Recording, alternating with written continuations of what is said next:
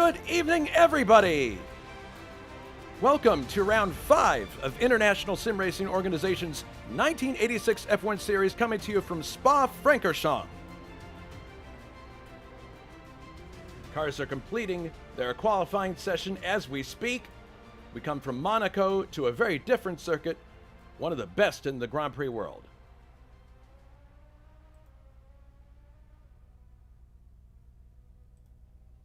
And I'm joined in the booth by Alberto Ibañez and Ryan Walker. Gentlemen, good evening. Good evening, everybody. Pleased to be here for another exciting round of FISO Formula One Championship. Yep, good evening, everyone. Looking forward to this one around my favourite track, and yeah, should be a good one. Yeah, this is a track that I think most people would agree is one of the best in the racing world. Just not even talking about Formula One, I'm talking about the motor racing world. Spa is very, very highly regarded as we take a look at the track map right now. And quite frankly, you know, Spa is unique in that it was brilliant in a previous carnation. Not carnation, that's a flower. Incarnation. It was, you know, in the 9-mile layout, it was legendary. And it could have very quietly just gone into the night because of the upgrades to circuits that needed to happen because of the increased speeds of the cars. And the Spa authorities found a way to modernize it and brought it back in this layout, and it's still considered an amazing track, this version. And I don't think there are any other examples of a track reincarnating itself like that in the world and being this successful. Yeah, this is one of those tracks that started life in the early days of racing in Europe. And as you guys probably know, both those in the States and here in Europe, the main difference between racing in Europe and the United States is here the racing took place in the open streets, whereas in the United States it took place basically on the horse tracks. So that's why you ended up racing in ovals, and we ended up racing in this kind of road courses. And Spa is a prime, it is. And Spa is a prime example of what originally was one of those courses on a very scenic landscape, the beautiful Belgian Ardennes, and open roads that were very dangerous at first. And as you say, it took a long time and a lot of effort to modernize it and allow modern Formula Ones to be able to race here, because the track itself didn't lead himself to that. And you can see once we start following some cars here over the track that there are houses by the side, there are guardrails, there are many things that are really dangerous at the speeds of motor racing cars. So, but it's a track that has everything: the scenic landscape. It's big. It has very high speed sections. It goes up, it goes down. It has hairpins. Like I say, a bit of everything, and really amazing to watch. Ryan, you were mentioning to me that this is one of your favorite circuits. It's a circuit, really, that it's not just legendary for Formula One, but also for sports car racing. What do you think is the first thing that comes to your mind when you mention Spa to people? What's the first thing you think of? Close slipstreaming, close battles, and yeah, that fantastic couple of corners. I think anyway, it's my favourite is the famous old Rouge and Radion sections. Just if you nail them, it's just you can get a great run. And I think if you see some people getting a great run on the exit of Radion, I think you could be, or I wouldn't be surprised anyway if you see some people slipstreaming each other down that Kemmel Straight. K.O. McKeels points out on our YouTube chat that this F1 says this is the highest change in elevation between lowest and highest point in an F1 track, and I don't doubt it. Based on, I mean, there are a lot of really cool camera angles of this circuit, but one of my favorites is the one looking from Radion down to Eau Rouge and La Source, because you can see from that vantage point how massive the elevation changes. This is going to be the home race for at least two drivers here, Hugh Boss and K.O. McKeels. Home sweet home for them, so I know they're looking forward to this race. And I believe, let's see what's going on circuit right now. Now, yeah, we can have a look at, before the server kicks over and restarts, we can have a quick look at what the standings are. It appears Vadim Tasiak is on top as we've gone to all zeros on the clock. That's an amazing development. He had an excellent qualifying run at Monaco, but we attributed part of that to the fact that the Tyrrell was good there. But good grief, gentlemen, Vadim on the pole.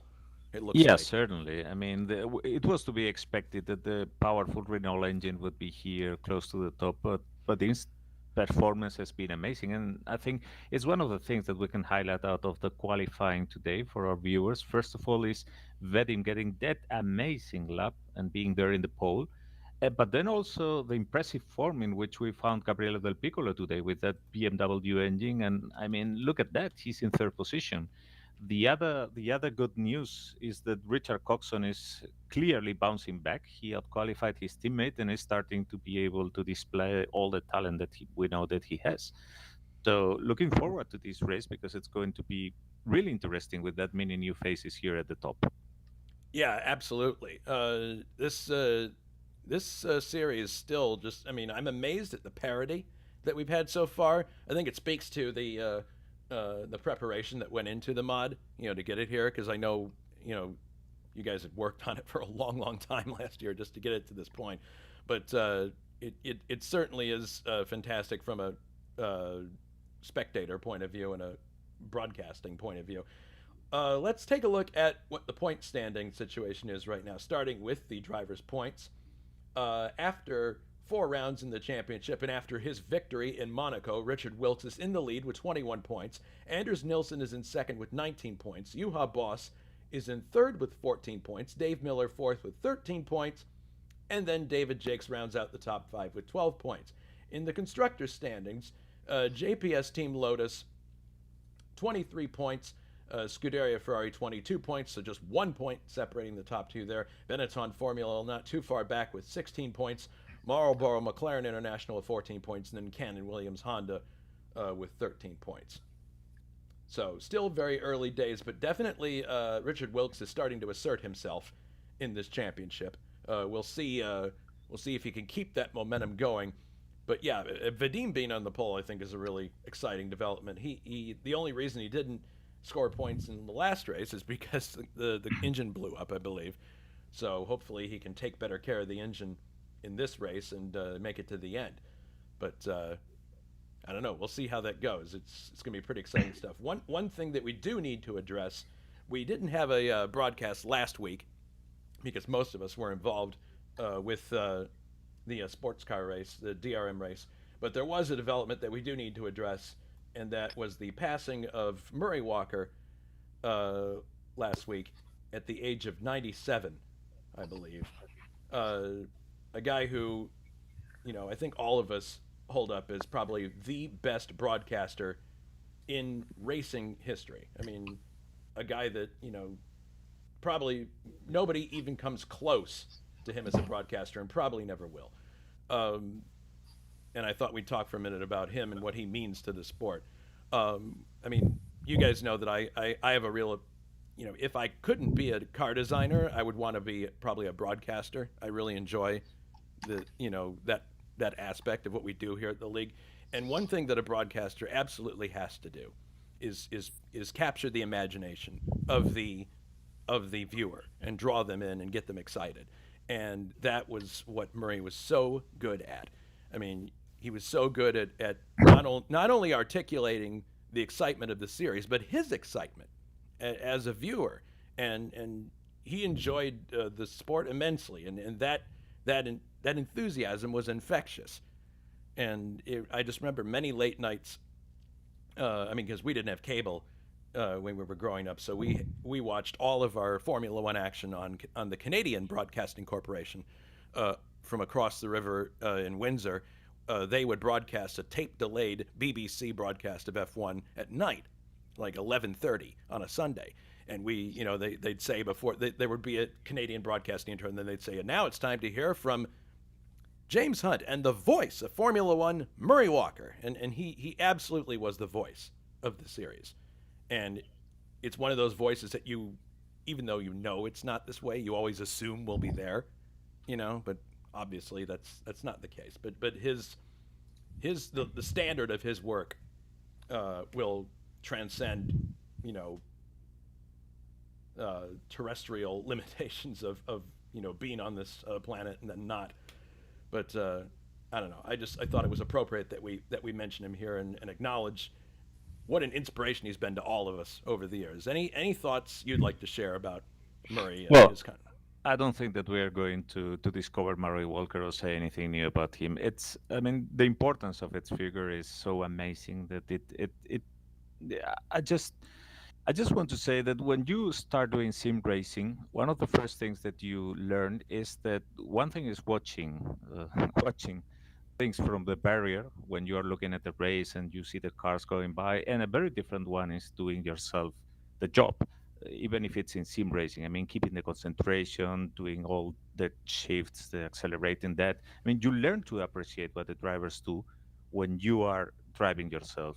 For me, broadcasting has been the experience of learning how hard, how complicated it is to do this and to do it right.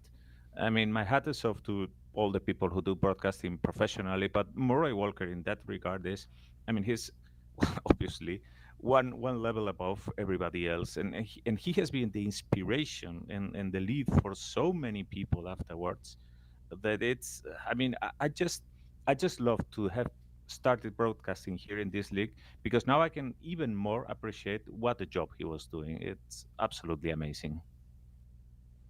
Yeah, I agree with all of that. Ryan, what are your thoughts on Murray's career and Yeah, contributions?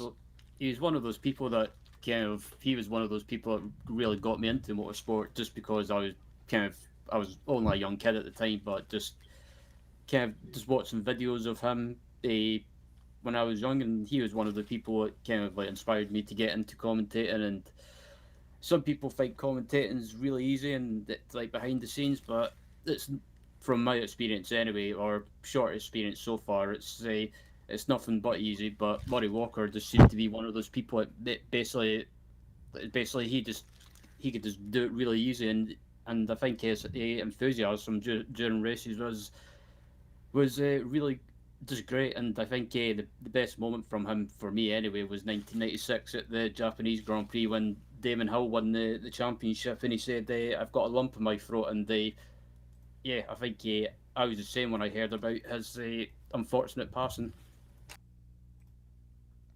Yeah, I mean, it's kind of hard to think about Murray without thinking about his partnership with James Hunt. And Alberto and I were talking about this before we went on the air that, if you've read the biography, Shunt, which was published a few years back, Murray and James did not get along to start with. They were two very different people. But by the end, they had formed a very great working relationship. And I think that speaks to Murray's professionalism and his ability to and obviously he didn't just call Formula One; he also called touring car racing, and I think he didn't he call He did, and he motorcycle did on racing his too. own, which is even Yeah, harder because broadcasting, keeping all the focus on the race, broadcasting, doing play by play, and still keeping an eye on all the action that is going on a place, it's amazing. I mean, you really need to be good at multitasking and really be fluent on what you're doing to be able to keep up with all that. And he did it. Yeah, he did absolutely amazing broadcasting. It's there on YouTube. I think many races of the beautiful Super Tourers, especially of the British Championship. And it's been said also by the organizers of that championship when looking back at that mythical era of touring car racing, that one of the keys to the success was not just the factory involvement, but how they presented everything to the public. And Murray was there a big part of it. yeah. I mean, I remember when Murray was made a visit to David Letterman's late night show in the states. I mean, and it was, if anyone was going to explain F1 to an American audience, it had to be him. And David Letterman's obviously a huge racing fan and involved in IndyCar racing now. But at the time, he knew that if he was going to have anybody explain Formula One to someone in the states, it would be him. And of course, like Murray always had a lot of, you know, good-natured jabs at his Murrayisms that he did over the years. But the cool thing about him was that he owned it and thought it was funny, and just he was able to laugh at himself. There are a lot of broadcasters who cannot do that or will not do that because they're either embarrassed or they want to put themselves up on a pedestal. But Murray was human enough to make that part of who he was, as a broadcaster, and had a great sense of humor about it. But anyway, um, the cool thing is that the bulk of his work is available to see, online, and future generations will get to enjoy his enthusiastic commentary. So, anyway, looking back in the career of Murray, and we're going to miss him a lot. Yep. All right, so it appears that the briefing is going on right now, but it's probably just about over. Everybody is currently in the garages. This is I believe this is basically a revision of another build of Spa, Alberto. It is, yes. It's actually a track that has its origins in GTR2, but it was improved, converted, and well, adjusted basically to be as close as possible to what you can see in the footage for this era by David Saber. And we're quite happy with the result. I mean, it's difficult to do justice to, as we have mentioned, such a beautiful track as it is with Spa, but we hope that the race will be enjoyable. And I think you're also today using a new shader to broadcast the race. So we'll see if people like it. Yeah, the this is a vintage filter on the broadcast right now, which mutes the colors a little more than what we've been used to. So please feel free to give us some feedback about how it looks, and if you think it works, if it doesn't work, because we're always looking for ways to improve the broadcast and do better. But yeah, absolutely, let us know what you think. But as far as the layout of the circuit, I think, and the camera angles, I think this is going to be an excellent broadcast. So I guess the briefing is still going on. So we'll take this moment now to pause for our customary commercial break. We'll be oh wait, as soon as I say that, a car is coming out of the garage. So maybe we can do our laps here just to get a look at the circuit first. Yeah.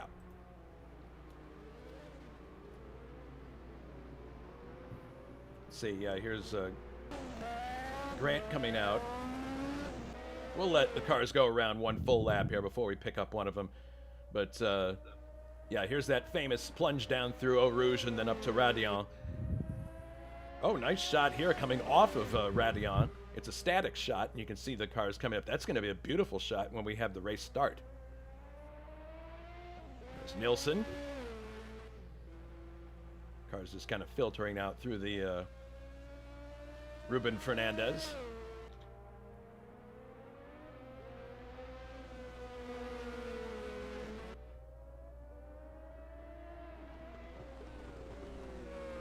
And also, one of the characteristics of Spa that we can see here is that this is a very long track by modern standards. Yes, it was shortened from what it was originally, but it's still very long. And that means that when we come to the race, something interesting is going to happen, and it's going to be very challenging. In this track, you better do your fuel calculations well, because otherwise it's a long, long way round to the pit. I mean, it's not as if you can coast to be able to finish the race here. You either get the fuel right, or you certainly are not going to make it. Yeah, we're going to be definitely. That's one of the notes that Coxon wrote for me. The other one being that some people may try to make this race on no stops, others may make one, but we'll have to pay close attention to that. Yeah, this is practice shouldn't be too hard on the tires normally, because it's very high speed. There are some corners where there's going to be a lot of stress in the tires, but in general terms, there are many long straights to cool them off. And it's fuel is going to be the main concern. And we know that the Renault engines that were so quick here in qualifying, they are going to suffer a lot more than the other cars here during the race. Wilkes was telling me before the race that he was not confident at all with this situation, and that he was going to have to be really savvy and save well. But I'll let you all with the flying lap. Okay, so I'm watching Tim Hille here, and he's coming down to the bus stop, and once he goes through the bus stop, we'll be able to see a flying lap here. Speaking of the Renault engines, I don't want to sound like too much of a shill, but I would think that the Renault engines are the ones to watch in this race.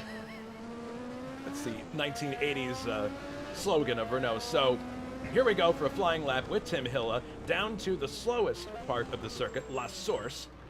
There's a hairpin, and indeed, like Alberto said, you see houses off to the left there. Now accelerating down this very steep hill towards one of the most iconic corners in motor racing, Eau Rouge. The car bottoms out, and then suddenly weight shifts. You go up into Radion, back to the left. You're really threading the needle there, and you definitely have to hold your breath going through there. A turn that divides the man from the boy. Heading down now to where we leave the old circuit and join the new road. This is Les Combes. Right, left, and now right again, heading downhill to a hairpin here. This is all the new circuit now. Long right-hander here, still going downhill. Unlimbering the car here, and now heading back to the left into a valley here. And this is there's Vadim pulling off to the right there, but this is a deceptively quick part of the circuit here. If you thread these next two left-handers right, you can make some really good time through here. Coming off that corner, now we come to a series of corners that are a little slower, but still very critical.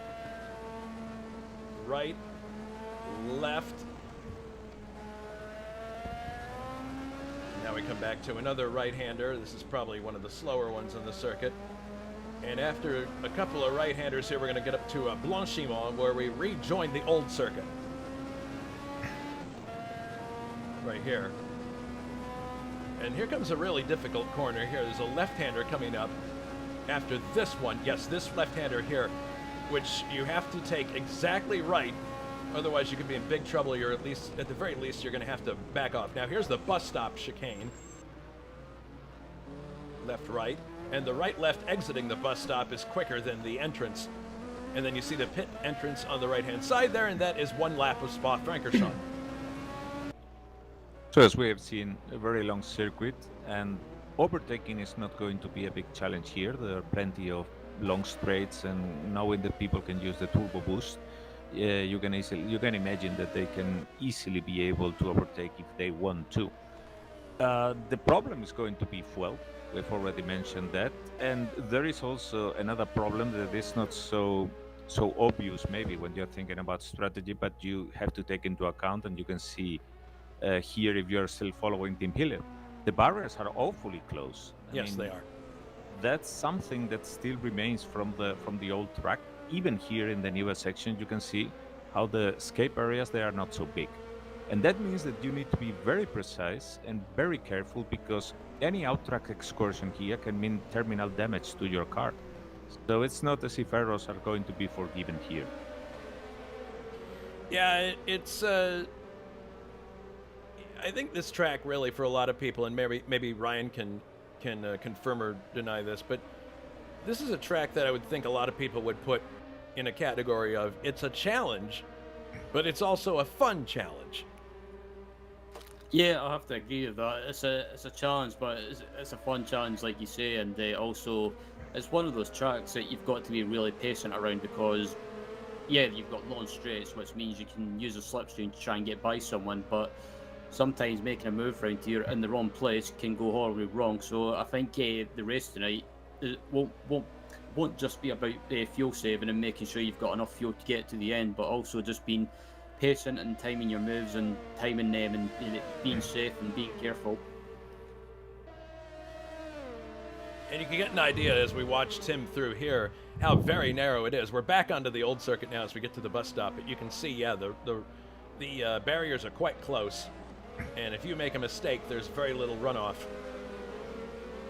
Yeah, and I think you will agree with me that besides this small part, this slow part that is the bus chicane and this hairpin, besides that, I think that what really sets Spa apart from many other tracks is the flow. I mean, this track has an absolutely amazing flow. It's as if everything, the road is winding and unwinding in front of you, and everything goes like very natural. It's beautiful just to be sitting here, and you could be, you feel you could be here like for hours watching how the road flows in front of you. I'm kind of sorry we don't have Juha in the booth with us here, because he's been to Spa personally and to see races, and I'm sure he would have a lot of unique tidbits that he could relate to. Yeah, speaking of Juha, we know that the best car on the grid when it comes to saving fuel is going to be the McLaren. So even if it wasn't that quick as one could at first have expected in qualifying, I'm sure it's going to be one of the top contenders for victory here today. Well, here we have Juha as he's coming through Eau Rouge and up to Radion. Yeah, I think we were all really impressed with Juha's drive at Monaco because you mentioned, as we got this beautiful chopper shot here of him coming up to Les Combes, but you had mentioned that the car was not well suited to Monaco, and yet he was able to find a way to get a good drive out of it through attrition and also just skill, I think. And here, yeah, this car is based. I'm sure this car is going to be much more in its element here. So we'll see how Juha does and how his teammate Bruno does. And also, yeah, also in or warm up, sorry, is I just noticed that Jonathan Auckland is in the server as well with one of the Barclay Arrows BMWs. So good to see him around again. Interesting. Well, yes, that because one of them, it turned out, I believe it was David Yunt, could not make this race. So yes, we get to watch Johnny Aces in today's race. That's a rare treat. He did a heck of a job before with the. I believe he was driving a Sella before. So we'll see how he does with the Arrows. And as Alberto pointed out before, jumping into one of these cars at the last minute is not easy to do. So we'll see how he does. All right, well, we're going to pause now for our customary commercial break. We'll be right back after these messages from Renault and others. Stay with us. We'll be right back.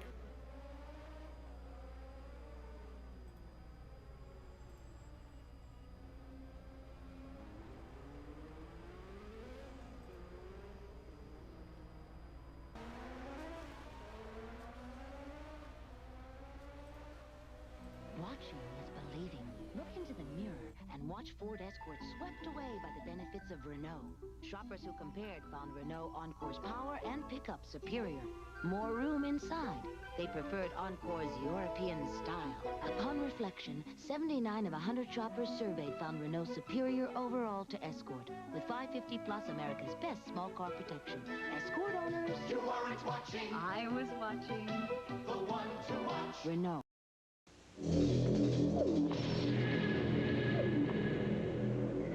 There came a moment when all the elements came together, unleashing a superbly equipped new breed of compact car, the Dodge Shadow.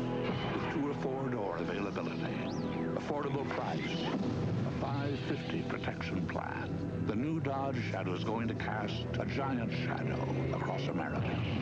Dodge setting new standards of performance. I was one of the toughest drill instructors in the U.S. Marine Corps. I marched my men through mud, snow, and rain. And after I turned those cream puffs into Marines, I treated myself to the best beer in the U.S. of A. Miller Lite. Light's less filling. And this taste makes me proud to be an American. As for you guys out there who spent 10 of the toughest weeks of your lives with me, I got one thing to say. How come you don't ride? We're proud to say there's only one like beer, Miller Lite. Why change a good thing? That's what I asked when Oldsmobile redesigned the Delta 88. Oh, then I drove it. Wait till you see how it handles. It's front-wheel drive, too. But inside, plenty of room to stretch. Our Delta 88 is the family car that didn't forget the family. Some things never change. Borrow the car, Dad? Some things never change. There is a special feeling in Oldsmobile. I'm no car salesman, and you're no dummy. So I have no chance of selling you a Renault in 30 seconds. But I must tell you, I think this Renault is too good a car for you not to consider. Yes, you can do the expected and buy another one of whatever it is you're driving, or you can put yourself in a Renault. Probably not the first car you'd think of, but it just might be the smartest.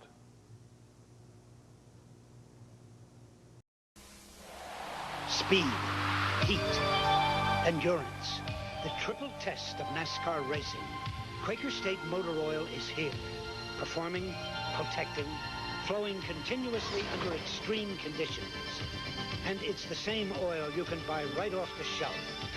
Quaker State technology delivers protection in your car and on the track. Quaker State, the big Q stands for quality. Always has, always will. Nissan shapes the hard bodies. Nissan King cabs are built bigger. Nissan King cabs are built smarter. Nissan King cabs are built wider. This King cab is Nissan's roomiest ever, with more lockable storage space and new fold-down jump seats that hide away. Fuel-injected hard bodies. You need a hard body. Hurry, get 6.7 factory-sponsored truck financing on any new Nissan truck. Taurus, now a North American car with the shape and the feel we've never seen before. Taurus, now there is a personal car that has exactly what we've been looking for. For all of us who will not compromise, Ford listened. Ford created Taurus for us. Taurus, Taurus for us. Taurus for us. Have you driven a Ford lately? Now at Renault and Jeep dealers, new low factory financing on most new Renault models. 7.5% on Renault Alliance convertibles and sedans, on Renault Encore hatchbacks. Or get a check from the factory for up to $700 and get 7.9% financing on the all-new two-wheel drive Jeep Comanche. Save up to $1,384. Don't miss this limited time offer. See your Renault and Jeep dealer today.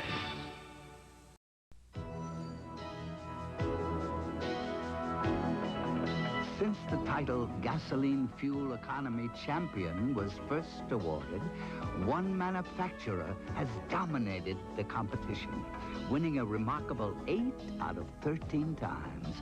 Presenting the Honda Civic CRX HF, one of the best in its field, again.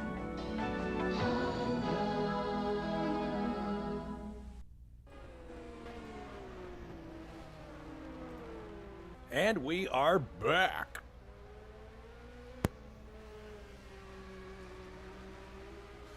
So, warm-up's continuing, and obviously one of the key things that drivers are going to be doing is making sure they're familiar with how the car is going to behave on full tanks, but also, and we talked about it in previous races, guys, the changing track temperature, the random element there. I wonder if there's any of that going on where people had tires picked out for the start of the race and then they go, tire temperature versus track temperature, now that it's shifted maybe a little bit, what do we do? And they might make some spontaneous changes on the grid. What do you guys think? It could be, although I haven't heard the drivers talk much about that in this case. Probably it's because it's a very quick track. The car is leaning here a lot on the wings and not so much on the tires, as was the case in Monaco.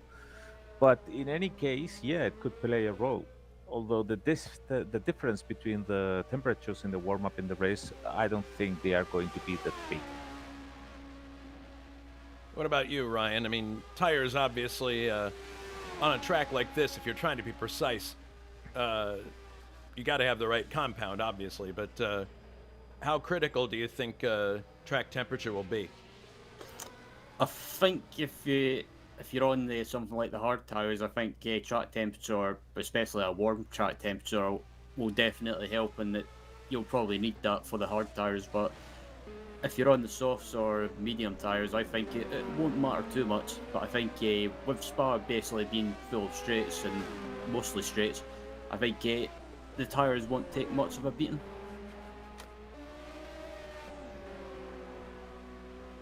We'll have to check what the drivers pick. At the moment, I can see, for example, David Jakes is on mediums, and I guess that's going to be more or less the choice for everybody, just in case the softs get too hot. But yeah, as you say, temperatures could mean that in very specific cases, one compound is better than the other, although it can also vary over the race. So Minardis, for example, are using softs, and I think that's going to be the trend in the slower cars, because they are not putting that much stress on them anyway. On another note, we were already talking about Juha Boss having good chances here, and look at that. I mean, he's up there in top, 2.05, which means his race pace, because that's what we are starting to see here, the race pace of the cars, because this is the warm up. The race pace of Juha looks very, very well. Yeah, it'll be interesting to see because I forget where he starts on the grid, but we'll have to have a quick look at we'll obviously see it when we go through the grid, but we'll have to keep a very close eye on Juha as the race unfolds.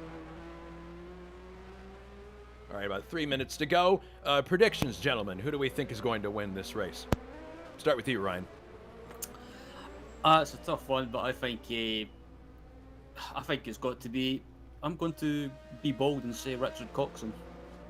Ah, yeah, maybe he can finally get the monkey off his back and get a victory this year. He certainly had his share of bad luck, but yeah, that's an interesting pick. What do you think, Alberto? It's difficult today because as we have seen, we have several drivers who are really upping their game, like Gabriele and Richard. But I'm going to go with my fellow admin Juha Bosch, just because I know that the McLaren is so good on fuel, and he really is well on a good strike. He's on the correct line. He's improving all the time, and I think this could be the moment when Juha really materializes everything and gets that win.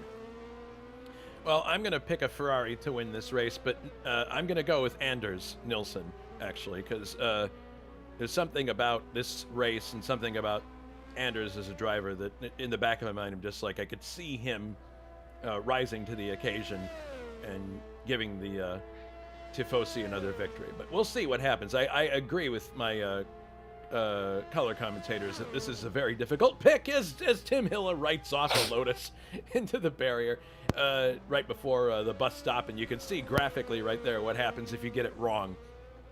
You don't have a lot of room for error here.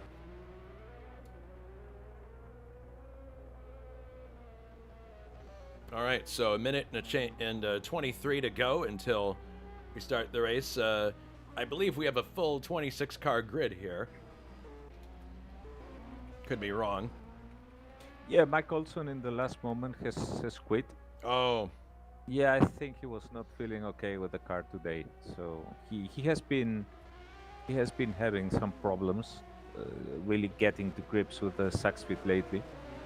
So and I mean, I respect it and I commend it because knowing when you have to quit because you could not be safe on the track or having problems with the other cars is really very gentlemanly. So. No, I absolutely agree because, you know, it's one thing if you're running against a bunch of bots, you know, and you're not sure of how your car is going to behave. That's one thing. But when you're running against other people, you know, who've taken time out of their week to get ready for this and have practiced and put a lot of work in, yeah, you don't want to be the person who ends up unwittingly taking them out. So I think that's a gentlemanly thing to do for sure from Mike. All right, so almost down to zeros on the clock here. And just to remind our viewers of what the task is in front of these people, because this is a relatively long track, it's a 43-lap race, or 2 hours, whichever comes first. I was looking back at the... it's funny. I was looking back at the Monaco race, and we actually came very close to the 2-hour limit. We missed it, but it was probably the closest we've come to the 2-hour limit in a long time, racing F1 mods. Not even this one. Chief is in the chat. Good evening to you, Chief. Glad you could join us to watch your cars in action one more time. Hope you will enjoy yourself. And hello also to everybody else on YouTube, as we are now going over to the race session, I believe. Yes, there's that siren. 43 laps are on the board. It's time for round 5 of the 1986 Formula One Championship here at International Sim Racing Organization.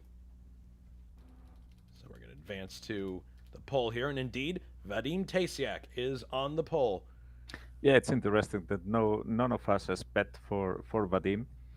And I must say, this is very clearly because of the Renault engine. Because had it been just because of pace, that would have been clearly one of my picks, if not the pick, because it's the speed he's displaying lately is absolutely awesome. But that Renault engine, it's going to suffer a lot here. So we should be keeping an eye on that, because I think that as soon as the race begins, we will be seeing how hard it is for him to stay there in front, because he will have to use way less boost than some of the cars behind, especially the McLaren. Okay, yes, we have 25 cars in the grid, and the last one is going to be Jonathan. So there you go. Jonathan starting shotgun for Team Arrows. All right, we're just waiting for there's the order to start the parade lap. So here we go. On the pole for the Belgian Grand Prix, Vadim Tesiak, Data General, Team Tyrrell. In second is Tim Hilla. I think this is the first time he started on the front row this year.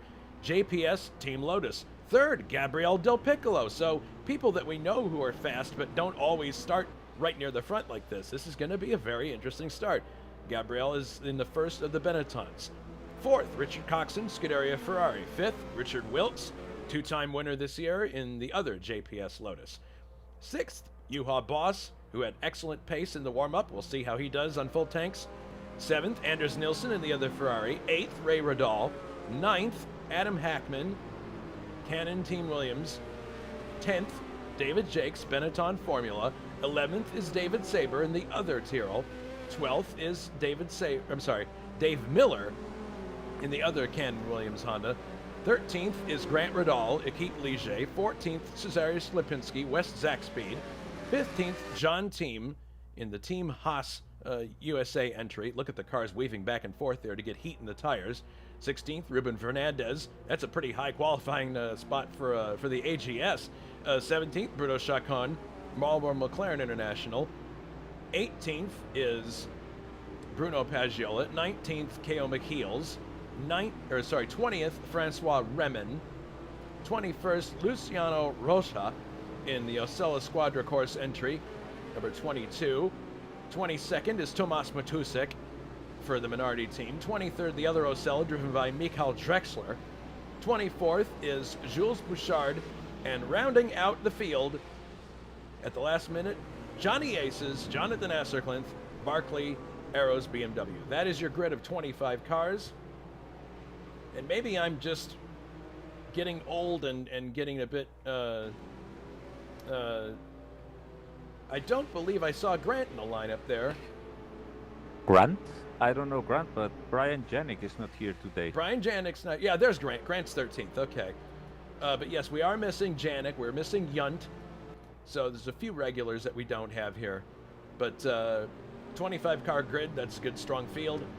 And it'll be really interesting to see what happens here at the start. Obviously, La Source is going to be a bottleneck. And Vadim and Tim, I'm sure, are very happy that they're starting up front. Because the likelihood of getting into some kind of an accident is much less if you're starting up here. Yeah, obviously, I mean, it's a good track for overtaking. It's a good track because it's, in general, it gives you those chances. But it's, as we said, narrow with the barriers close to the track, and there are some really hot points, like Eau Rouge, where going side by side with another car is a no, no, no. So in this case, being on the pole is certainly going to be an advantage, at least from the safety point of view.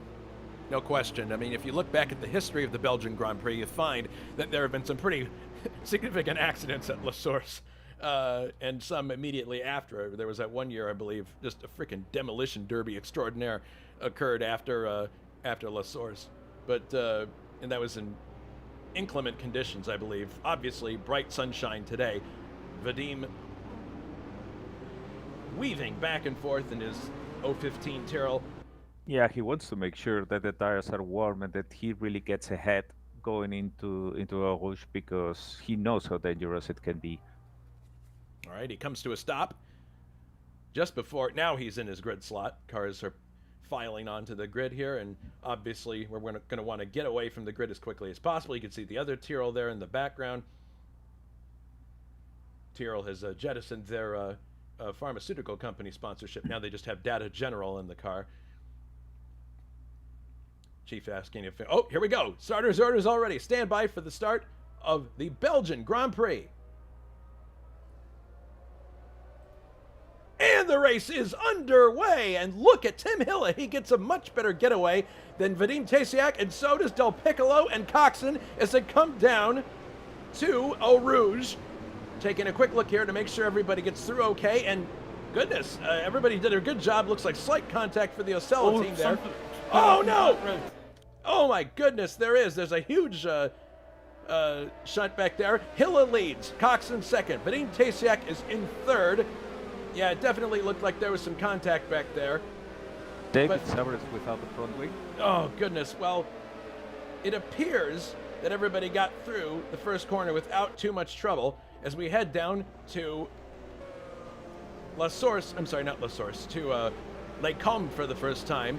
Yeah, Tim Hilla is in the lead in the Lotus, so definitely he got the better start there, but Vadim only went down to third place, and he didn't have any incident of any kind, which certainly is something. And David Jacks has retired. As a oh my consequence goodness! of that shunt. Yep, that's a big impact in the championship. Let's see if we can see what happened here to Jakes. Run this back here. David Sabres is running without the front wing, and he will have to do the whole lap without it, so he's going to be losing all the positions. All right, so here is a replay of what happened here. I'm going to run this back here, but it appears, actually it's funny that I was talking about the accident that happened after La Source one year, because that is exactly what happened here. You see David coming in here 3 wide with Dave Miller on the outside, and it looks like he went out to the outside, and Dave Miller was there, and there was just nowhere for him to go. Contacts Dave Miller, spins around, that's what happened to the wing on Saber's car, and then Jakes just goes into burying the outside. So man, that's really unfortunate. As the cars come down to the bus stop to complete lap number 1. Tim Hilla in the lead. Richard Coxon is in second. As we come down to La Source. And there you see Tasiak in third. Look at Richard Wilkes trying to get around Del Piccolo. Del Piccolo trying to get around Vadim Tasiak, but doesn't get it Oh, done. and Ray Riddle has spun in turn 1. Fortunately, he recovered and didn't have any contact with another car, as far as I can tell. Cars are starting to spread out a little bit, so things should be a little less hairy.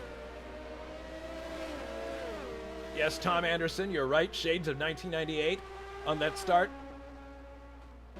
Juha Boss is now up to 5th position after overtaking Wilkes and Grant Riddle, who are obviously with the same engineer. They are going to be playing a lot together in this race, because I don't think any of them can have much better pace than the other. Riding on board with Juha right now as he looks in front of him at Del Piccolo and Vadim. Del Piccolo tried to overtake Vadim at La Source last lap, but didn't make it there. Looks like he's got more pace than Vadim right now. We'll see how this battle shapes up, but definitely Vadim is under attack. Yeah, and Sorry to interrupt. I was just going to say, I think that accident at the start on the exit of turn 1 with David Jakes, I think that slow start off the line from Tasiak might have just caused a bit of a bottleneck. There could have been a residual effect of that, yeah, but man, I'll tell you what, Tim Hilla, he's had some good races at ISO in the past, but this is the first time I think I can remember him leading at the start of a race. Oh, here, look at this. Juha definitely slipstreaming behind Del Piccolo here. We'll see if he's able to overtake as they go into the bus stop here. Coxon's in second. Yeah, and was about to talk about Hille before, because he's indeed driving away from everybody, but that's going to cost him a lot of fuel. I don't think that the Lotus really can keep that pace for a long time. Well, Coxon is keeping his distance. Oh my goodness, he had a little bit of a bobble coming out of La Source there, but yeah, Coxon continuing in second place. Vadim is in third. Juha is now up to fourth. He's gotten around Del Piccolo. Richard Wilkes is in sixth. Dave Miller is in seventh, and then Ray Riddle he just got by Grant Riddle. Very nice overtaking there. So yeah, Juha definitely on the move. Rapidly. And Grant Riddle is up to 8th now, with Nilsson in 9th. Hackman is in 10th. Good to see my Penske teammate doing well. three-wide battle here between, well, fourth wide actually, between Del Piccolo, Miller, Wilkes, and Ridal, who seem to be on a very similar race pace, and they are not sparing any effort. Yeah, looking back now from Miller's car as he runs sixth, and he's looking back at two-time winner in the series, Richard Wilkes and Grant Ridal. These are some very heavy hitters here, running 6th, 7th, and 8th, respectively, and Nilsson right behind them. So, yeah, lots of exciting action so far. Look at Grant. He's up alongside Richard Wilkes. Looks like he might have reached down and grabbed some boost there. And Richard Wilkes, and Grant Ridal goes up to 7th now. Oh, Jonathan is in the Warriors. He crashed. Oh, no. Well, that's too bad. We didn't even have a chance to give him TV time. Sorry about that, Jonathan.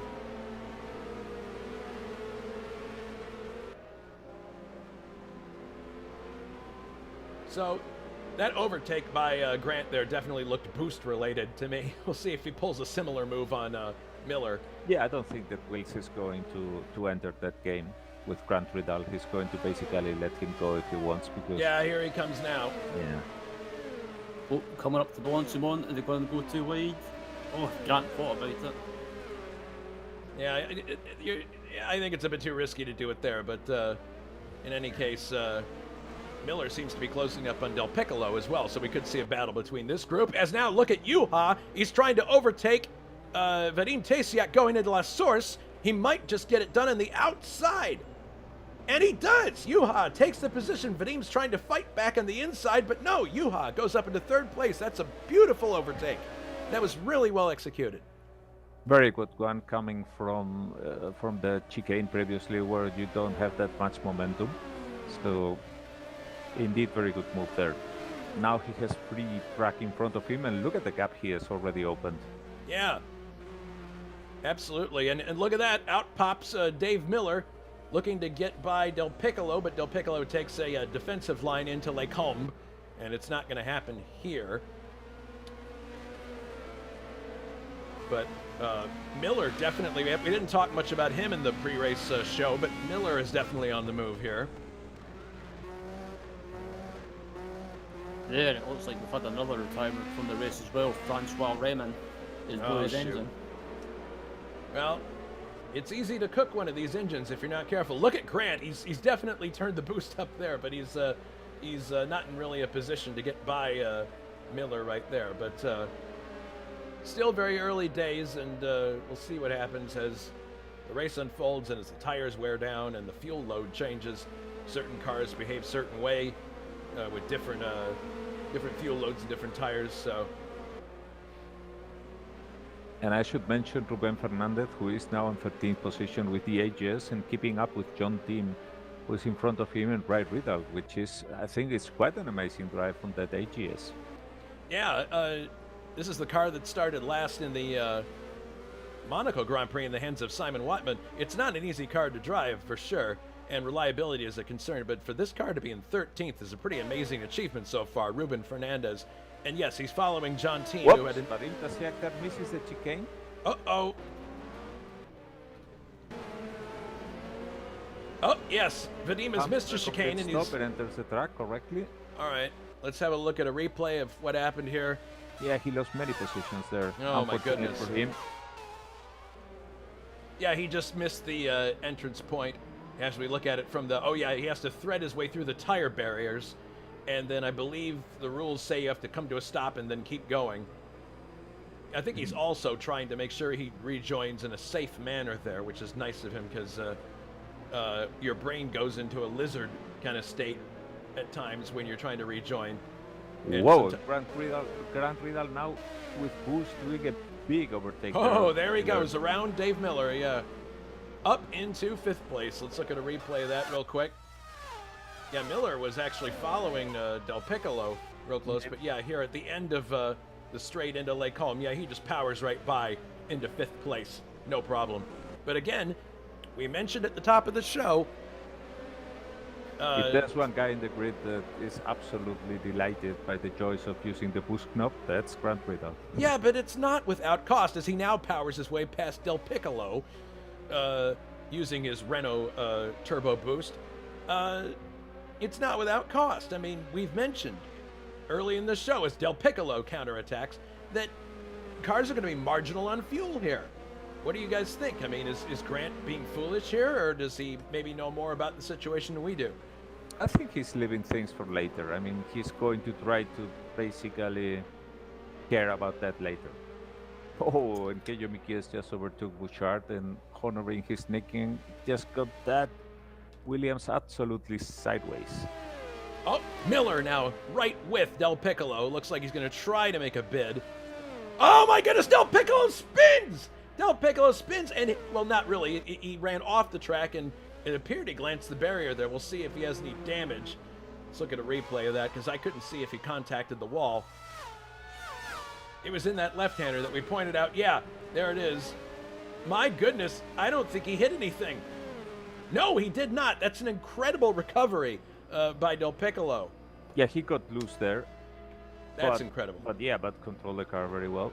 Well, that could have gone much worse than it actually did. No, it only cost him a position and a few 100 meters, but it could have been so much worse. Yes. So much worse. Now Miller is sizing up Grant Riddall. Nilsson trying down the inside. There you go. Down the inside, Miller goes up to 4th place again. So the battle is well and truly joined between these two. Honda versus Renault, Williams versus Ligier. And Wilkes now was overtaken by Nilsson for that 7th position. And it puts him 1 position down further from the points. And if you look at the situation now, for Wilkes, this is the same as not scoring any points. Yeah. As abandoning, because he's not scoring any points, sorry. So he better stay there, because he's leading the championship, and from this point on, even if the worst results are not going to count in this championship, you don't want really to start losing the pace here and losing the scoring. Looking backwards from Dave Miller's car, and you can see that Grant's staying right with him, but it's a question of how many times can he do that in the race. I mean, Ryan, if you're Grant and you got that boost at your disposal, I mean, you got to have it in the back of your mind that you can only do that so many times. It's like the push to pass that we have in IndyCar racing these days. You can't use that all day long. Yeah, you can't really use that every lap. You've got to you've got to use a strategy or have a strategy with regards to that. Kind of use it when you can, but also on the other hand, if you use it too much, it means you'll use more fuel. So I think Grant, if I was him anyway, I would just kind of be cautious and just stay. Oh no! Oh, Grant Riddall has spun out at La Source, and that's something that is very easy to do, and he manages to get it going again. My goodness, it looked like it was just too much power too soon. Let's take a look at it. What Grant was attempting here was basically to go through the grid until he found a car that was on the pace he liked, and then save fuel being in the slipstream. Because there is a big slipstream here, and you can really lift a lot in these long straights. So that was probably his strategy for this race, but now it has backfired, absolutely. I can see what happened there. What really started the spin was he ran up over the curb on the inside. And the curb is a different texture than the rest of the track, obviously. So that was what unsettled the car and sent him into the spin. Yeah, no question. You cannot lift these cars too much because suspension travel is quite small, and the underbody is designed to work with a proper airflow below them. Meanwhile, another Riddall has got kind of a busy situation behind him here. He's getting ganged up on by John Team and Ruben Fernandez. This is a battle for 11th place. It'll be interesting to see how this pans out. I mean, John had an excellent race the last time out at Monaco. He finished in the points for the Lola team, the Beatrice Lola Haas team, and he's staying right with the Ligier here, the Renault, but he's also got Ruben Fernandez right behind him. This is an interesting situation. Looking backwards. And Tim Hiller now has slowed a bit the pace. It's 1 second slower than the previous lap, 2.07, which I think indicates that he's starting to worry a bit about 12. He has bought himself space, which is probably what he wanted. And now, of course, the fuel concern is starting to shape up. Look at Ruben. He's sizing up John Team here. He thinks he might be able to get by. Maybe. And meanwhile, Juha Boss is going 2 seconds quicker than that. 2.05, which seems to be the race pace that he can have. So it's only a matter of time until he cuts back that distance and goes for the lead. We actually have some information here in the chat from David Jakes. He says he saw Dave make it 3 wide on the outside, took extra tight turn to leave him room, but didn't think the Ferrari on the inside knew, so on the exit, he was touching the car on the right and left, pinched in the middle. Yeah, not a fun place to be, so just one of those things. Racing incident, I think you could file that one under. Too many cars going for the same piece of real estate.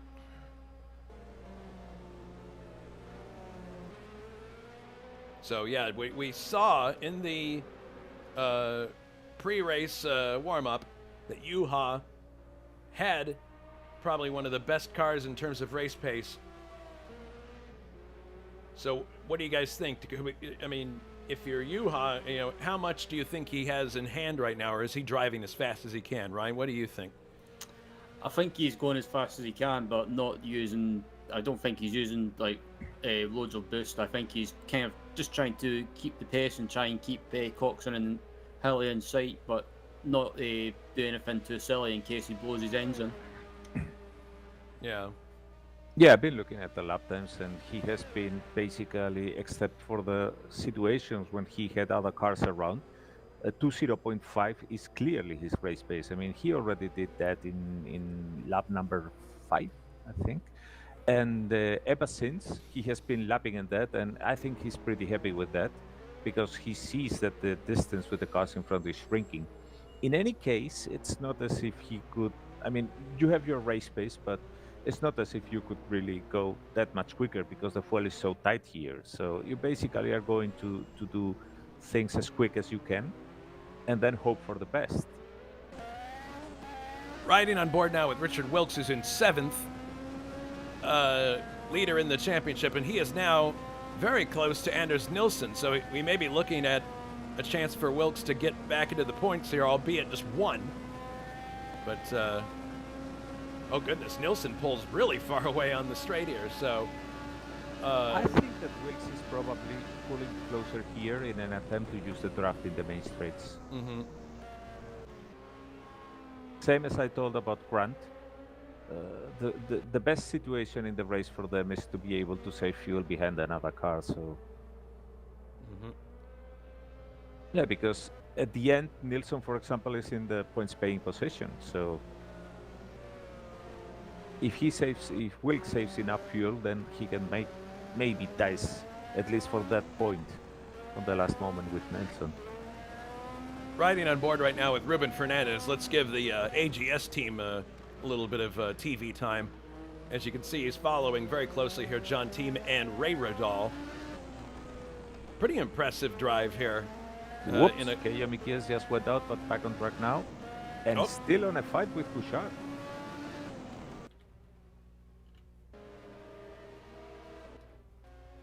Oh yeah, here we are. Bouchard and K.O. McKeel's local man. Oh, he might have a shot here as they come down to... yeah, he does. He's got a big roll coming up here. Yeah, he's going to draft right by before they get to... yeah, he makes the overlap with space to spare as they go into Lake Holm. Excellent. That brings him up to 16th right now. Oh my goodness! Well, they don't call him K.O. Sideways McKeel's for nothing. He's letting it all hang out. And yeah, it's a spectacle. I've been watching him for some laps in some moments. Oh, and look at Bouchard back in the inside, trying to take the position back. But there's an immediate right-hand or left-hand turn after that, so KO was better set up for that. So lots of stuff going on here, lots of battles. John Team looks like he's going to possibly overtake Ray here, looking for a place. He dives down the inside, but then thinks better of it. Swarming all over. Oh my goodness! Rubens almost ran into the back of John Team there at La Source. Just barely got the car stopped in time. I don't think he was expecting John to be swerving back and forth like that, looking for an opening. And I should briefly mention that the head of the race is now starting to lap cars. They are already on the Ocellas, and Juha Boss is getting ever closer. He's now 4 seconds from Tim Hille and 3 seconds, less than 3 seconds from Richard Coxon. Yeah, you can see they've dispensed with one of the Ocellas. Yeah, Well, you can see. mentioned in the briefing, it's not going to be hard to overtake or lap cars here, fortunately, except if you find them on Rouge, obviously. Yeah, we're on board now with Juha, and you can see just ahead Coxon. So yeah, we have a battle that could be brewing here for second place before long. Yeah, and we've mentioned before also that this is Juha's home race, so you know this is if you were driving at Catalunya, or if I were driving at MIS, you know this is the place that you want to do well, your home track. Wilkes now trying to overtake Nilsson. It seems that he is not just happy to stroll around on the back. Oh my goodness, look at this. Yeah, very close quarters here. Wilkes definitely wants to get by. Not going to happen here at the bus stop, but I'm not sure if he really wants to get by or if he's trying to force Nilsson to go a bit quicker so that he can tow behind. A car there. Yellow flag. Yellow flag. It's Tim Hille! It's Tim Hille! My goodness! And he's out of the race! Our leaders are tired. The leader's now Richard Coxon. Replay upcoming. What happened? Unbelievable! He hit the wall there. Yeah, but all of the parts are there. I can't imagine, because this is interesting because Coxon was much closer here at this point. So did he hit the wall earlier and we just didn't see it? Wait a moment, I just saw there is a wrecked Williams also in the garage beneath. That's unbelievable. Yes, Kenya Mikiels, he's also out of the race. It appears here that Hill is doing okay, and then as we get down to here, yeah, I don't know what happened. He comes into the bus stop, and Coxon admittedly is closing fast. And he had set the best lap of the race prior, so... I wonder if that was a hardware failure. It could have been, because... Oh, no, he just pulls clear off the course. So he had some indication something was wrong. Well, now he's 15th and out of the race. It looked like he had some indication that something was wrong because he did pull off just before he went to the garage. Yeah, his listed did not finish. No damage from accident, suspension, or anything. And John Tim also out of the race with accident.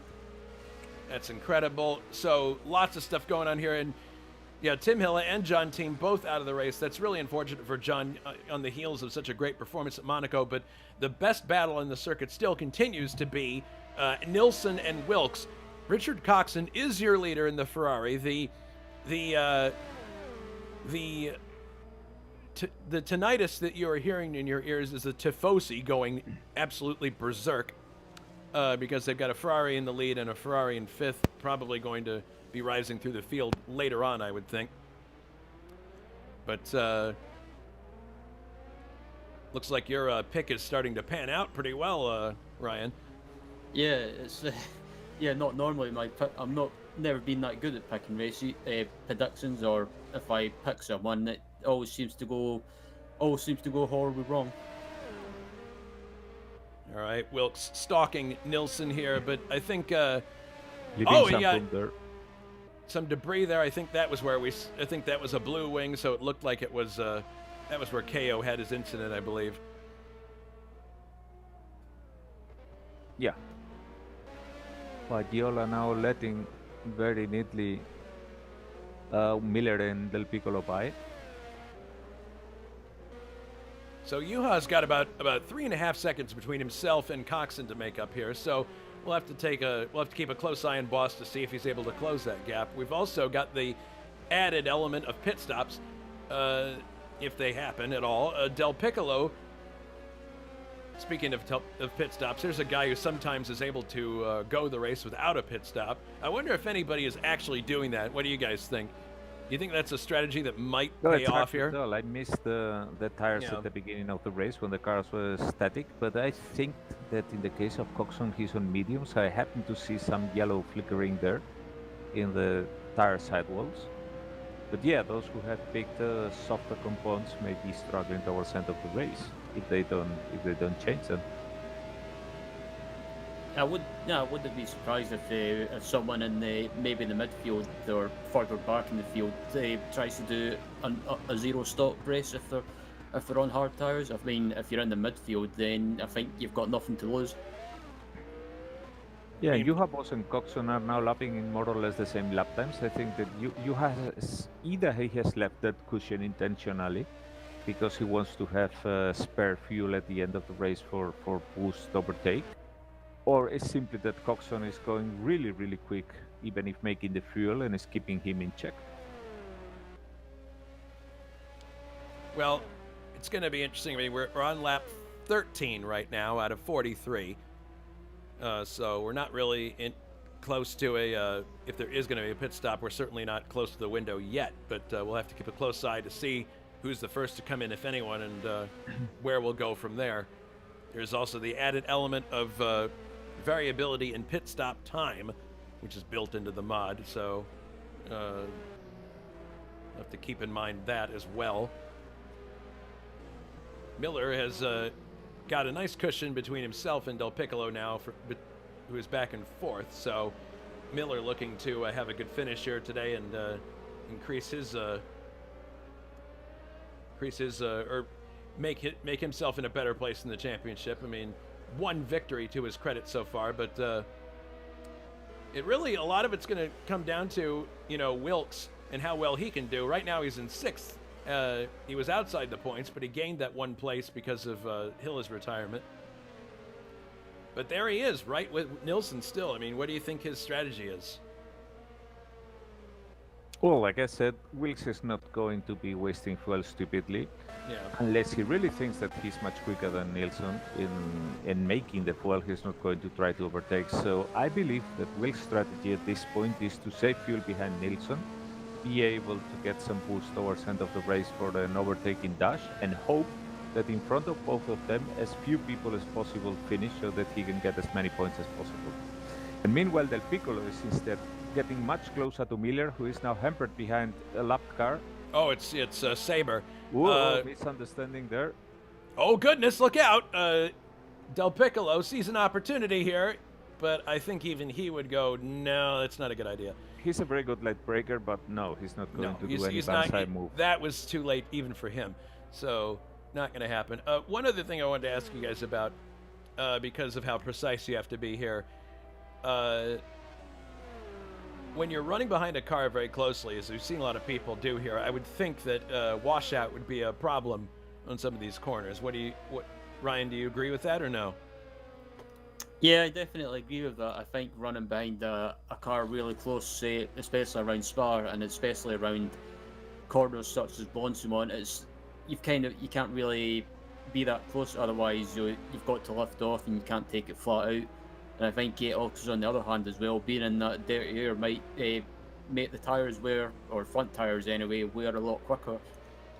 You can see that in the slower sections, for example, where they are going now, Del Piccolo and Miller, Del Piccolo is able to be really, really close behind Miller. But when they go to Eau Rouge or that kind of corners, and we will see that again in the quick section, that left-hander that you mentioned, Jason, you see that he will let him some distance, because otherwise the washout, it can really set off your car and send you to the wall.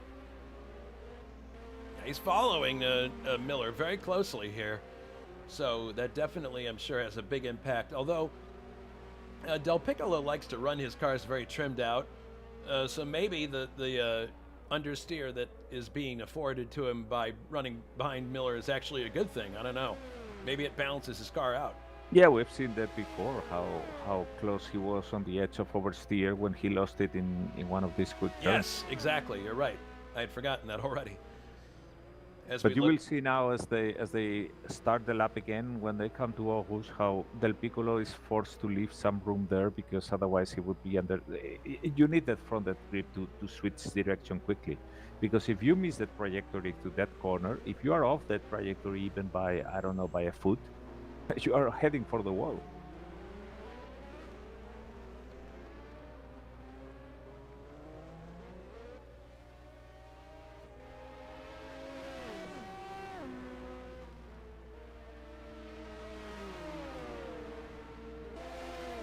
and here And they it- have to overtake Bouchard, but they Yeah, both do it. and it's complicated because here this is an overtaking spot. There you see. There he goes. And And- it's oh, hard. Miller counterattacks. Oh my goodness, into the car. Oh no, that was very close. Oh my goodness, Too close for comfort. way too close for comfort. Yeah, but Yeah, I Del was Pic- mentioning that when you come out of Eau Rouge, you want to be as close to the car in front as possible because that's a straight where you can overtake. But you have the washout. So Del Piccolo was very clever here, using Bouchard that had been braking Miller, using that thing to keep the momentum and be able to overtake Miller there. We'll see now if he has more pace and can get away. You can see how close it was there as Miller tried to counterattack, but man, the forgiveness on the collision model, I think, really really saved him there. Frankly.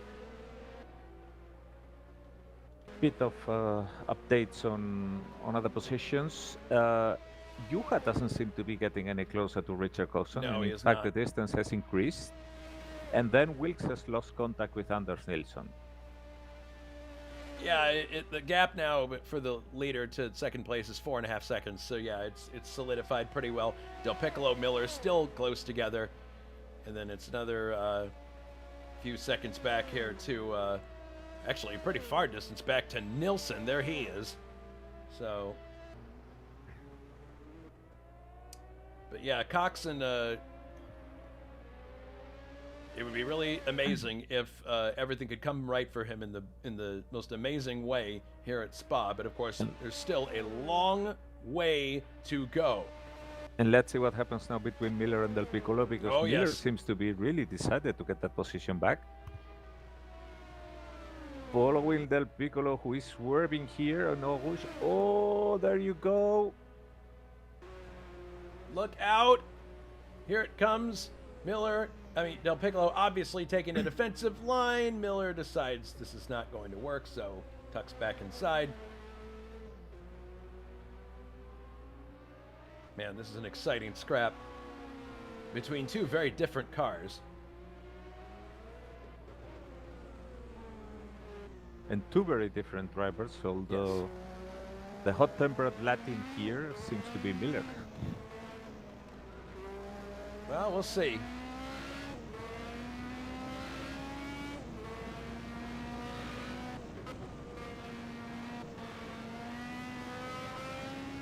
Yeah, now Del Piccolo is out in free air, so he's got to change his driving style again.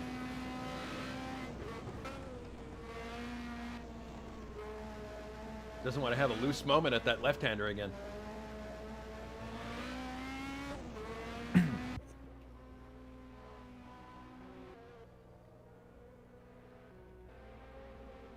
And Nilsson, his nearest competitor is Wilkes, but there's been that's broken off for the time being.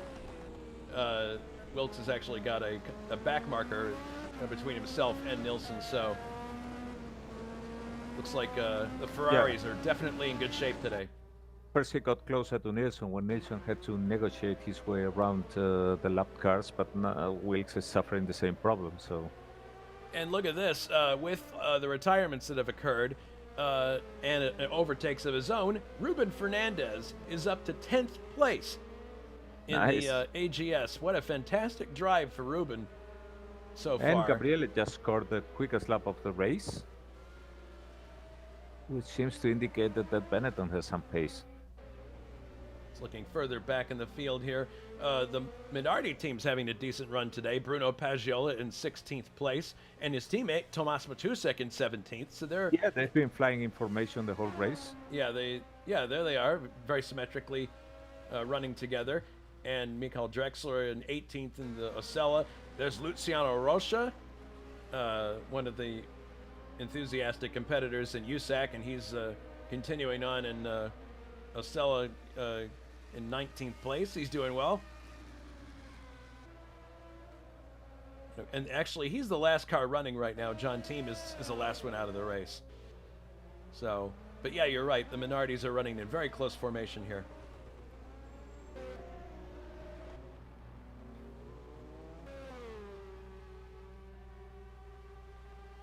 We haven't talked much about Schlapinski, but he's in 12th in the West Zach Speed entry.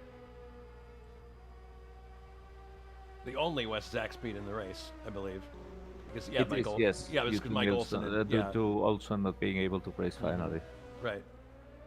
So Vadim, after starting on the pole, is all the way down in 9th now. I mean, does that you think you can? You guys think you can chalk that up just to like the incident that he had earlier, mainly, or just maybe the car just isn't suited?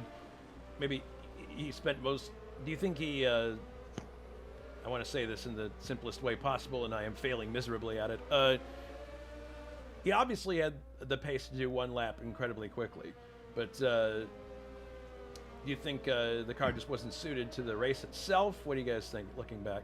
Well, I think that the incident probably made him lose a bit concentration, but worst thing is it made him lose the train of cars in which he was. So once you are out of references, competitors, slipstream and that, it's easy to start drifting backwards.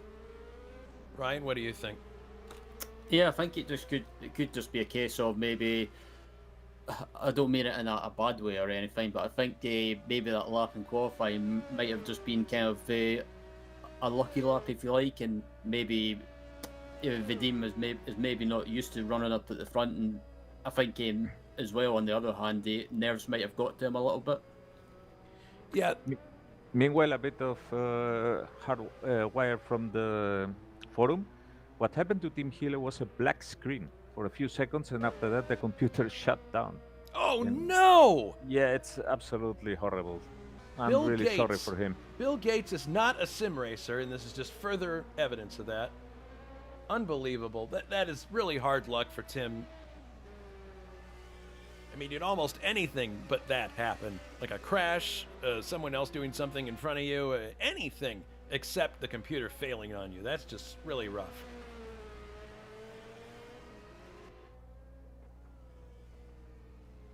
So Coxon continues to lead here. Probably now is a good time to do the trivia question because we're just ahead of the pit stops here.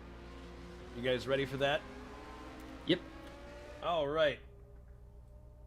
So the trivia question today is, who won the second and the last Belgian Grand Prix to be held at the Nivelles circuit on May 12, 1974? Was it A, Ronnie Peterson, B, Clay Regazzoni, or C, Emerson Fittipaldi?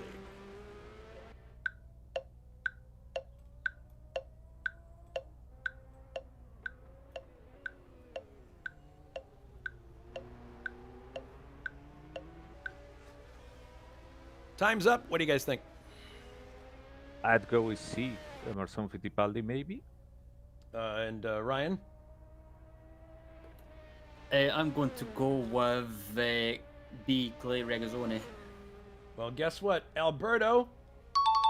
You are correct. It was Emerson Fittipaldi. Oh. Yeah, which means that you are wrong, Ryan. Sorry about that. Well, I think it was too early for Peterson, and Emerson was champion in 1972, so he was in good form. Well, yeah, I was not sure. Could have been Regazzoni. Yeah, but you answered Fittipaldi. Don't change your answer now. No. I did say Fittipaldi, yes. Yes. All right. I find it interesting, too, looking back at the notes that I have from Coxon, that he says any compound can do a full race distance. I find that odd, an odd assertion. Can you two explain that to me, please? Well, I would say it's a matter of if you put a compound in a car, I mean, you're going to be needing to save fuel. So if you are using the soft compound, probably you're basically going to lift and coast a lot and put less stress on the tires. you're going to have more wear, but probably it's not going to be so extreme as to be unable to finish there. And Coxon said all compounds can finish the race, but not that all compounds are equally good for the race. What do you think about that, Ryan? Because it just, I guess that is what he was referring to, is the difference between certain cars would do better in certain compounds. But do you think, what other dimension would you consider there? Or do you think Alberto summed it up? Watch out for Gabriele Del Piccolo, who is now right behind you. Oh, no, I've got him on the screen, absolutely, yeah.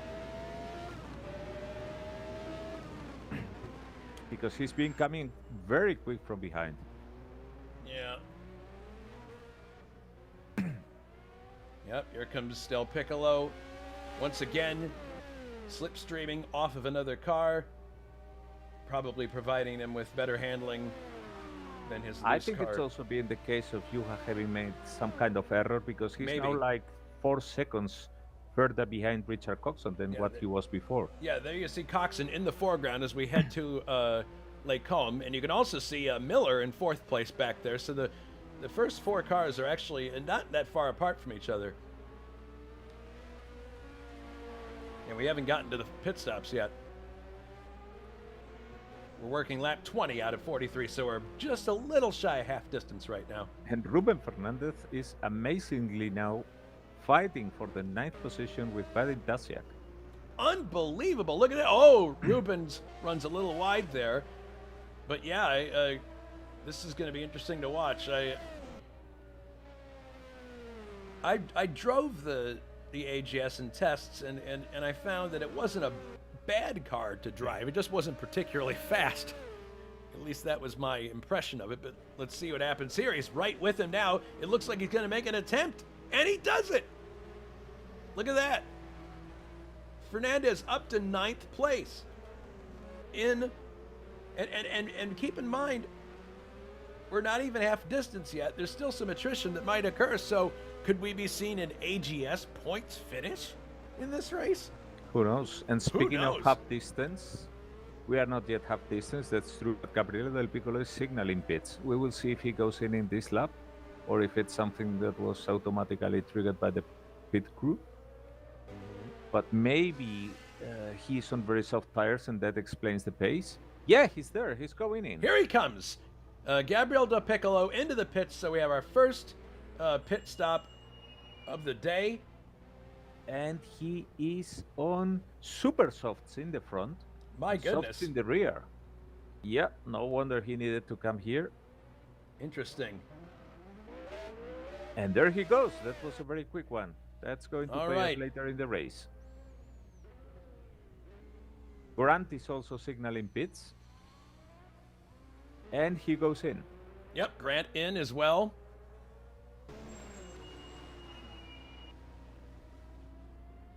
Softs all around for Grant.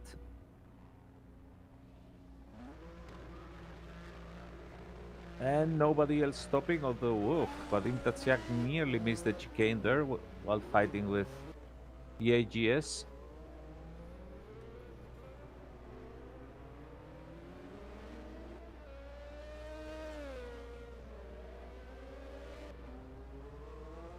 Oh, Vadim got back by Ruben now, so Vadim back up to 9th. So this is an ongoing battle here. Ruben Fernandez definitely. Oh, look out, Ruben! Don't do that! No! Oh my goodness, Ruben almost lost the car in Eau Rouge. That was so close. I am relieved that he did not collect the wall there, but look at him closing on Vadim, and he thinks better of it. He probably had the momentum to get alongside him, but didn't do it there. Going into, yeah, that was... Very late braking by Vadim, nearly missed the turn. Yeah, and no Miller kidding. was meanwhile signaling the pits. Wilkes also signaling pits.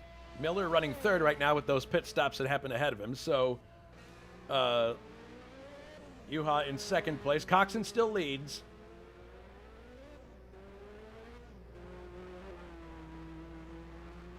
Juha's going to stay out here. Miller signaling pits, and yes, indeed, here he comes in. And that pit stop by Del Piccolo, he was very lucky with that because we know in 86 it could be very random. And he's only 4.8 seconds behind Juha Boss. If Juha has to do a pit stop, it's going to hurt big time. I'm seeing B's on Miller. So he's going, is B the mediums? Wait a moment. Let me check that.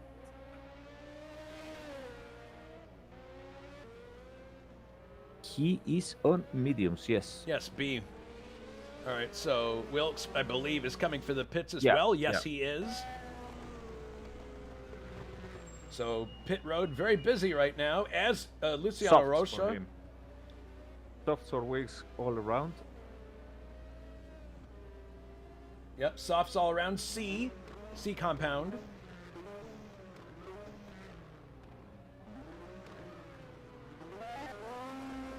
Lights them up. Rocha also leaving the pits.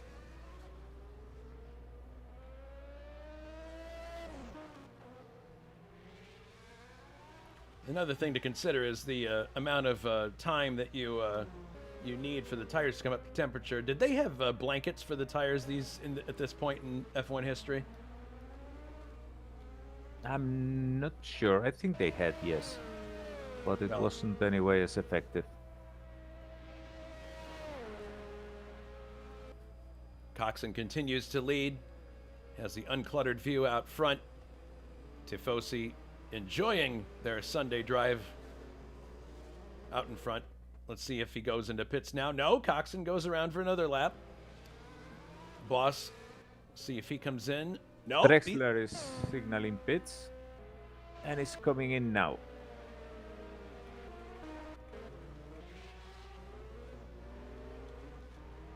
Yep, Drexler.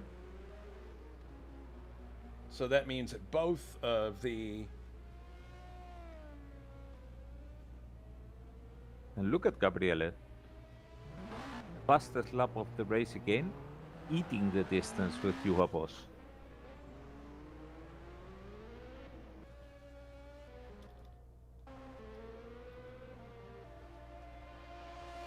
Oh, goodness, look at this. Oh, that was a lap car, sorry. Fernandez now into 9th again. I believe that's just basically a situation of cars having pitted. So it's interesting. I wonder if Ruben has decided to go the whole race on one set of tires. Because driving his car, that wouldn't be an uncommon strategy. What do you guys think? Yeah, indeed. I mean, with the AGS, which is a car that is not going to have as much downforce as the others and all that, it could be. I mean, if you pick a component that is able to withstand that, then yeah, why not? I mean, with that car, you need any help that you can get, and sparing yourself like 20, 30 seconds in between pit stop and getting in and out, it's of course a viable strategy. Ryan, would you concur with that? Yeah, I agree with that. I think if you're in the car like the AGS and Ruben comes out of the pit stop now. Oh, well, there goes that theory. Yep. Well, he's 12th now. Yeah, he's running, let me see that, hards. He's actually running hards in the rear and mediums in the front. Well, one could have expected him to do the whole race like that, but probably in the heat of the battle with Vadim, the tires were very much battered by that. Chacon now also coming out of the pits. Actually, right in front of his teammate. Yeah. So yeah, I'm really starting to wonder what the plan is with Coxon. I'm really starting to wonder what the plan is for Coxon and Juha. Matusek now apparently also going to the pits. I wouldn't be surprised if Coxon and Boss pit on the same lap. Maybe Juha is basically watching what Coxon does. I don't know. This is me watching you, watching me, watching you. Yeah, well, something like that.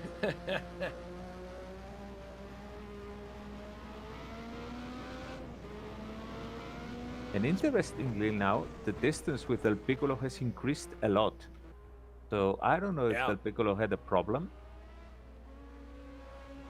Maybe, I don't know. Oh, KO informs us via YouTube chat that Williams was the only team to use tire blankets in 1986.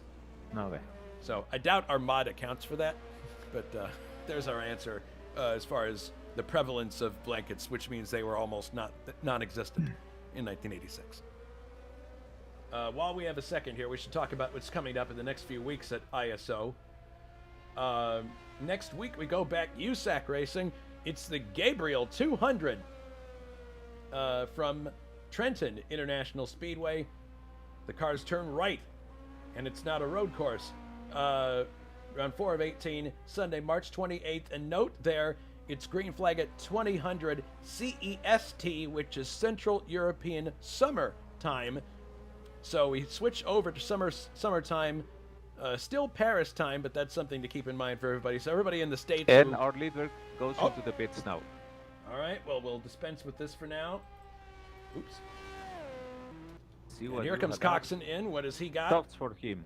And Boss right comes in. Him. You guys called it. They're both in at the same time. Also, no, mediums for Juha. Softs for Coxon, mediums for Juha. Seems to have had a quick pit stop. Juha is lagging behind. Not a good one for Juha. Not a good one for Juha. Oh my goodness. Long stop.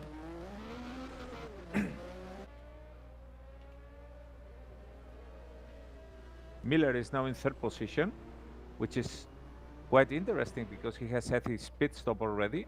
Yeah, he got just ahead of Boss at La Source. Yeah, Boss was really hit bad by that long pit stop here.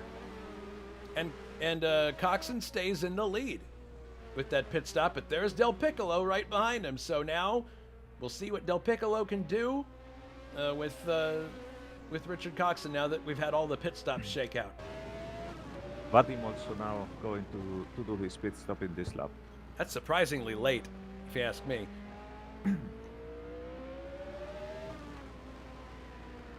So you can see now from Gabriel's cockpit, looking ahead to the leader, Richard Coxon, who maintained his lead even with the pit stop.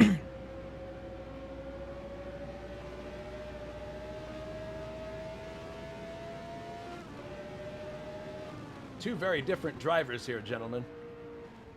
You gotta wonder if Del Piccolo is going to make the fuel with the pace that he's using. Maybe, yeah, that's...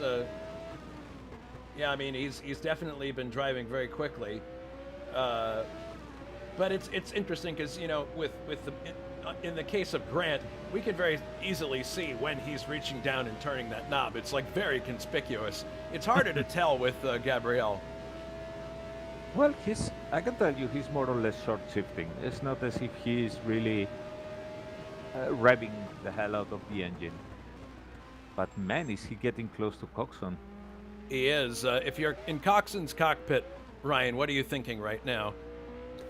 I think if you're Coxon, you've just got to keep cool and just keep doing what you're doing. And Coxon at the moment, I think he's kind of just maintaining the pace and not overdriving or revving the hell out of the car. He's just doing what he has to do. And I think if Del Piccolo catches up to him, I think let him go at first, and then if you keep with Del Piccolo, get a run on him and get back by, and then just try and maintain the gap. But I think Del Piccolo, if I was him, I would be very worried about the fuel. Yeah, I mean, there are going to be certain races on the calendar where fuel's not going to be a problem. I would think Detroit would be one of them. But certainly with all the high revving that you do here, it's definitely a concern. We got very interesting dancing pairs on the track now. There's Nilsson with Grant Ridal, and they are fighting there for the 5th position, quite close to each other. And that's also Boss right behind Miller, plus, of course, Del Piccolo and Coxon. So it's going to be hard to keep focused on the best action. Yeah, this is going to be interesting. But Nilsson and Grant, that's a great pairing. You're right. You have to keep an eye on that. Boss right with Miller. This is excellent. And yeah, I'm sure Boss is really chomping at the bit to get by. I'm sure he's really aggravated with that long pit stop. K.O. McKeel says it's Miller time. Well, it may be at the moment, but we'll see what Boss can do about that. He's definitely hanging right with him, if not closing. Well, I don't think that Juha wants to waste fuel in boost either before really knowing that he can be quicker. And remember that the Honda engine in that Williams is also one of the best in the grid in terms of fuel saving versus power. I think we had a very good visual illustration there of how the McLaren differs from, say, the Benetton. Not long ago we were on board with Gabriel as he went through that left-hand fast turn.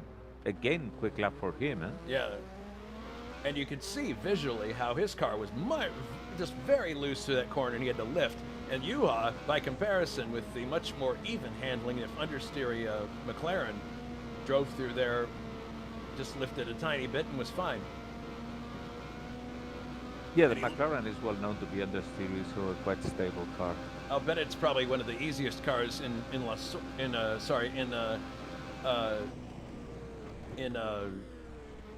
mod.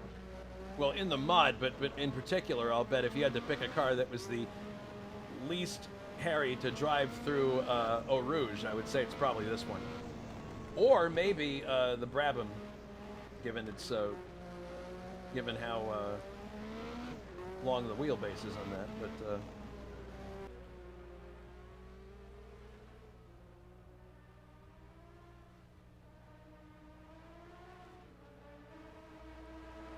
yep, Nielsen getting much closer to Grant now as they come out of Lake Holm.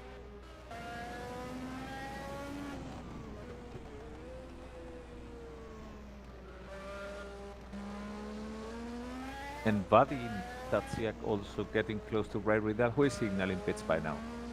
Mm-hmm. Though doesn't seem to be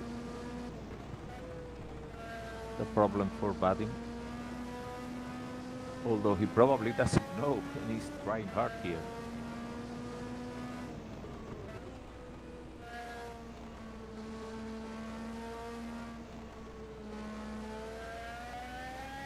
KO's got the dad jokes going in the YouTube chat.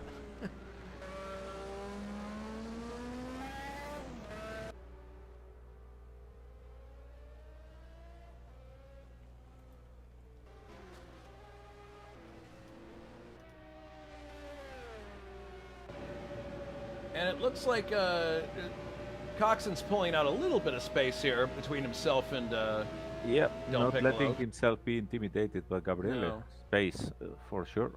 Yeah, it looks like he's responded, put together a good lap of his own. All right, so back to what we were talking about with the what's coming up. We mentioned the Gabriel 200, not the Gabrielle 200. I had to force myself to say that, but I wanted to point out to everybody, we've been having this 5-hour difference between Eastern, for those of us who are in the eastern part of the States. We go back to the 6-hour difference for this race on March 28th. So it's Central European time, 2000 hours for that race. Then we have a gap between that and the next round of USAC. We're not going to have any races on the 4th of April, because I believe that's Easter Sunday. But then we have the Norton Twin 200 at my home track, Michigan International Speedway. Green flag for that 2000 CEST. And then we have the next round of this championship, Grand Prix La Batte du Canada, at the Circuit Gilles Villeneuve, round 6 of 16. And the green light for that 2000 CEST. So let's look at what's coming up. All right. Now only 1.5 seconds between the leader and Gabriele. Less than 1 second now. He closed it down quite a lot there, so this is not over yet.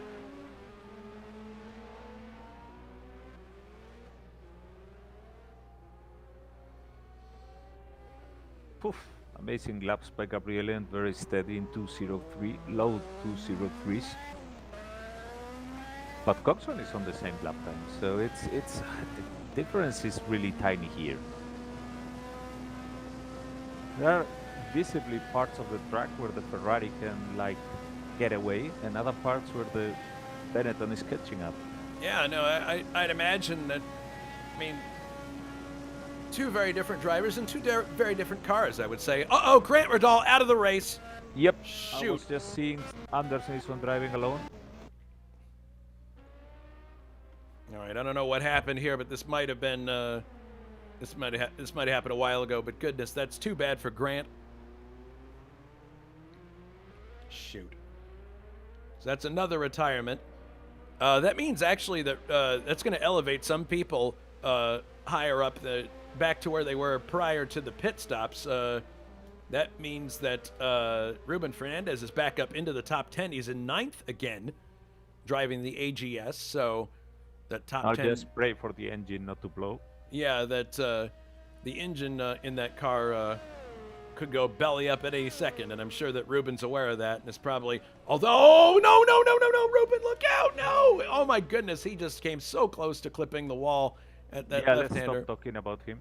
The commentator curse does not exist. I refuse. I didn't say anything like that. It's like believing in the Loch Ness Monster or the Boogeyman. Well, ask Ryan about the Loch Ness Monster. It does exist. That's true. Doesn't it, Ryan? I'm saying nothing. But you know it's there. Yeah. Yeah, one blurry photograph, and that's what we got to work with. Anyway, well, another guy who's coming up through the ranks here with this attrition, and we haven't talked about much, is my Penske teammate, Adam Hackman, in the second Williams. He's in 8th place right now, so if there's a little bit more attrition, he might score points. Vadim is in 7th. Oh my goodness, tantalizingly just out of the points. It'd be nice if he could salvage 1 point after having been on the pole today. And Wilkes has got that all so important 1 point. Of course, though, one thing you have to consider, gentlemen, is that this round has ridiculous mathematics that come into play later, where you have to drop your scores that are the lowest. Yes. So in the case of Wilkes, I don't know, he may end up having to give up this 1 point later on. But really, it has to be seen. Oh, we got another DNF too. Tomas Matusek is also out of the race. Yeah. Although you have to drop scores, you better drop this one with 1 point. Yeah, you'd like to drop this one. Because no, but I'm talking seriously. Because look, this is a point system where imagine that you didn't score any victories, but your worst results, you've been very consistent. Okay, so your worst results have been 2 or 3 times that you got 3 points. Well, then, if you're dropping them, you are all of a sudden you are out of 9 points. And don't look now, but Del Piccolo is right. He's like 0.7 of a second behind Coxon now. He's getting much closer, so we could see a battle for the lead here in a second. But Ryan, you mentioned it earlier, and I think it's, the best thing that Coxon can do is keep cool. And Coxon is definitely a driver that is a cool cucumber in situations like this. Wouldn't you agree? Yeah, absolutely. I think he's just checking to see where Del Piccolo is, and I think he's not worrying, he's not stressing out. He's just kind of just hitting his marks and doing what he has to do. And it looks like they've got a back marker in front of them. It's one of the second Haas car by the looks of it, and I'm not sure where. Oh, as the Haas car gets. Oh goodness! That was a bit of a miscommunication there, but with Bouchard and the first and second place cars, and the net result is that he's between the two of them now. But I think, this is going to be awkward because they're coming down to Eau Rouge. Oh, Jules very wisely pulls to the inside and lets Gabriel by before they get there. Good. Yeah, although this might have actually helped a bit Del Piccolo in that he could get a clean run through Eau Rouge. Let's see if he gets closer now. Mm-hmm. KO remarking that the Haas cars seem to be magnets for hairy situations so far this year. Yeah, that is kind of true. Nothing and that is not to denigrate the people in the driver's seat. It just seems to be that they just happen to be in the vicinity of some things every now and then. So yeah, the gap now is only a half a second. So two things to consider here. You've got Del Piccolo, who may be overextending himself in fuel, and you've got Coxon, who's, we didn't have our cameras trained on him too much early on, but I wonder how he was doing on fuel, because Coxon doesn't strike me as the kind of guy who's boost happy. It seems Grant Riddle's engine expired. Okay, that's the reason why then. Well, won't be the first barbecue for Renault. Probably won't be the last this year. They're coming up now to lap Bruno Chacon, who's having another good, consistent performance in 11th. He's actually the last car in the lead lap. Well, yeah, that would make sense because here come the leaders.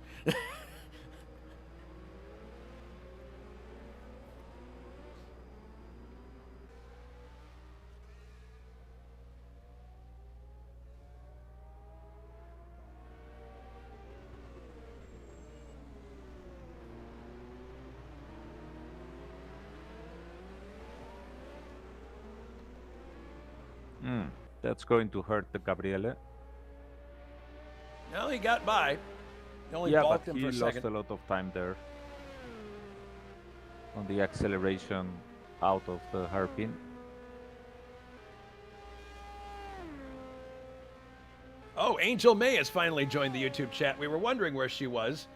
Angel, your hubby is in 3rd place right now, so it's been a good day for Dave, and he's had some good scraps along the way. Yeah, now David can finally stand on the throttle. Now that the public here. Yep, there's Miller in 3rd place. Chief is asking why, well, you're mentioning Wilkes. He's not the teammate of Dave Miller. He's actually Tim Hilla's teammate. Yeah, But, that's Adam Hackman. Yeah, Adam Hackman is the teammate, but you know, different drivers in different cars. You know, sometimes you have a driver who's really well suited to a car, and other times you just don't. We've talked about the situation that Keke Rosberg was in during this year in particular. It was his last year in F1, and he was matched with a McLaren that, quite frankly, wasn't designed for him. It was designed for Prost and Lauda previous. No, but also more to the point of Chief's question, what is going on here is that this race is very tolling on fuel consumption, and the Renaults has really bad fuel consumption, especially the Lotus. So that explains why the Wilkes isn't able to go as quick as he really could in terms of talent. Whereas the Honda is a much better engine in terms of fuel efficiency, same as the McLaren, who is the most efficient one. And the Ferraris, as we are seeing today, they are more or less good also on fuel consumption for now. It's like Coxon has responded, and the gap is now up to almost 2 seconds. So Coxon seems to be in a situation where he can respond to Del Piccolo's challenges at will. So Miller all alone in 3rd place, and there's Juha still in 4th, but not able to make much of an impression right now. He was making an impression earlier, but it's died out. It's died down considerably. 5th for Nilsson. He's kind of running by himself. Wiltz in 6th. Vadim 7th. Gabriel is really having bad luck with the lap traffic. Yeah, he really has been catching lapped cars at the wrong time. It is like throwing dice in Vegas at times with the back markers. Yep, the gap is holding steady now at 2 seconds as we are working lap number 33. So when they come by this time, there will be 10 laps to go in the Belgian Grand Prix.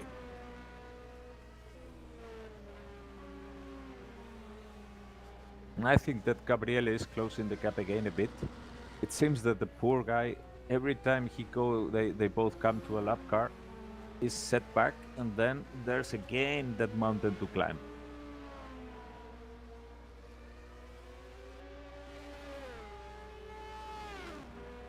But Coxon for sure cannot be relaxed for a single moment, because Gabriele would be immediately there on his toes. Ryan, where do you think, I mean, looking at these two cars, taking the drivers out of the equation, where do you think is the best spot on the track for the Benetton, and where do you think is the best spot for the Ferrari? I think the best spot for the Ferrari is probably the exit of Radion heading onto that Kemmel Straight. I think the best spot for the Benetton is probably heading down to Blanchimont, possibly.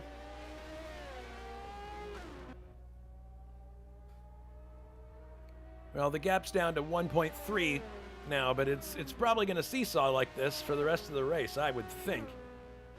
Meanwhile, Miller exiting La Source. Yeah, Miller is on course to have a very good podium finish if he can keep going, because whatever impression Juha was making earlier just wasn't able to sustain itself. But still, a good drive from Juha today, even though, I mean, I know he's going to be kicking himself for that long pit stop, but excellent performance in front of his home crowd. And Nilsson, my pick to win, never really materialized today, but still, that's a good points finish for Ferrari if he can keep going. And from a purely selfish point of view, looking at the championship, Wilkes not finishing very high up. Hey, it keeps it interesting, right, guys? Oh, it certainly does. I mean, besides Wilkes winning 2 races, we've seen a huge variety of drivers winning in this season.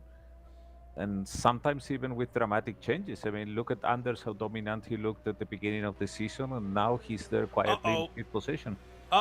We got Ruben Fernandez in the gravel, and the car's shimmying back and forth. I'm not sure if he had some kind of an incident. He's lost his front wing. Without a front wing, yes. He's lost his front wing. That's too bad. Those Pirellis are getting caked with kitty litter. That's too bad. He was having a great race.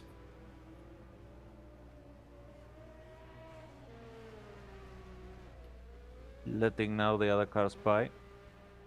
That brings Bruno up into the top 10 now for McLaren. Oops. And that car is wrecked. Because when he was turning, one of the tires was dragging. Maybe it's just the lack of front wing, but it looks like it's a flat spot. I think he has a flat tire on the right, it appears. Because the right front. Indeed. Yeah, the left rear is up in the air. Yeah, he's having a hell of a time getting back to the pits. That's too bad. But Ruben did an excellent job in this car up until this point. So I'll be really curious to see how he does in future races for sure. So he's not that far away from the pits, so yeah, it'd be nice if he could at least bring the car home, because we're so close to the end. Yeah. Come in, get a new wing, maybe fix the suspension, or get another tire in there, and hopefully the car is at least drivable until the end. Yeah, and the gap up at the front between Coxon and Del Piccolo back down to just under a second. Yeah, look at that. And now he's close enough to get a sniff of that slipstream. Yeah, and Coxon better be careful, because with that slipstream, Gabriele can save some fuel behind him and have a nasty surprise for him towards the end of the race. So if all this effort has been in vain, I think that Coxon was trying to hit it hard while there was distance enough so that Gabriele could not benefit from his slipstream. But now we'll see what he does. And you can see, too, looking at the car, you can definitely see, based on the sidewall glint, that he's got the super softs on the front. Yeah, that seems to be his technique. Super softs in the front, mediums in the rear, which again shows how much he likes oversteery cars, which is usually a mark of the talented drivers, by the way. Oh, well, thank you. Well, we all know that Michael Schumacher was very well known for that, for liking cars that the rest of the teammates found basically undrivable. And he was, well, very dominant in his time, so. Yeah, certain people love cars that are super loose, steering with the right foot.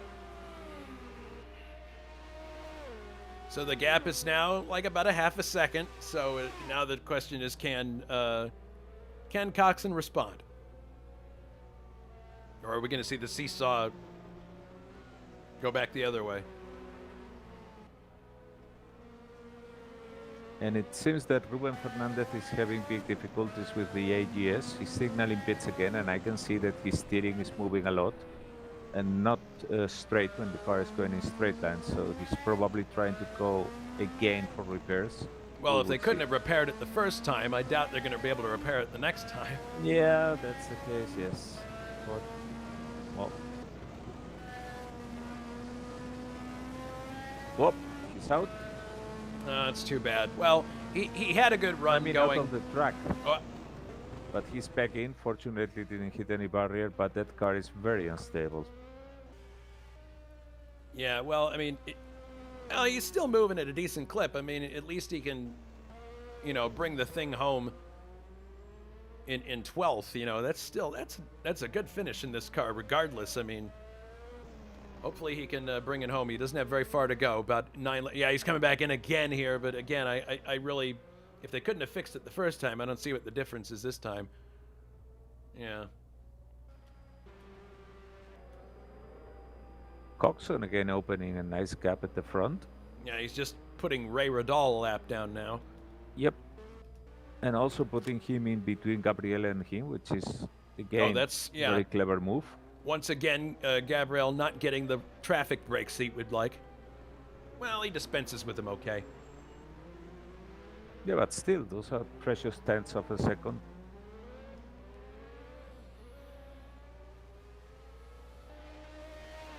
The gap between Juha and Dave Miller is increasing, so Juha seems to have stabilized there.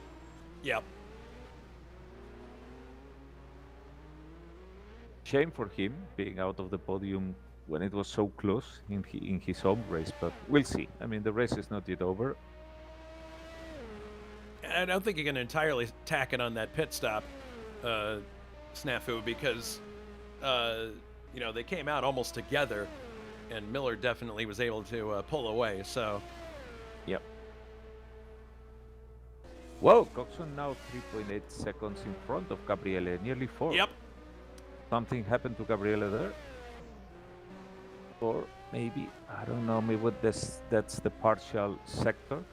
But in any case, it's remarkable because he had Gabriele right on his toes. Yeah, it's been, look at that, okay, it's been abnormally slow lap by Gabriele, 2.04. Whereas he had been doing 2.02 in the previous laps. So something happened to him. And Coxon did 2.02, so absolutely unfazed by the pressure. You guys think that might have something to do with the super softs going off?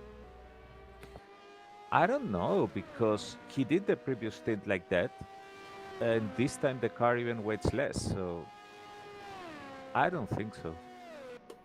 I think it could just be a case of being caught up in traffic, and also I think he's realising he's having to be careful with the fuel. Yeah, definitely. Probably Coxon is very well known to be very gentle on the fuel use, a very good driver, very smooth, and able to save fuel with several techniques. So short shifting, coasting, and still not losing a lot of pace. So it wouldn't surprise me much that Coxon is doing most of this thanks to his craftsmanship when driving. Whoa, 6 seconds now.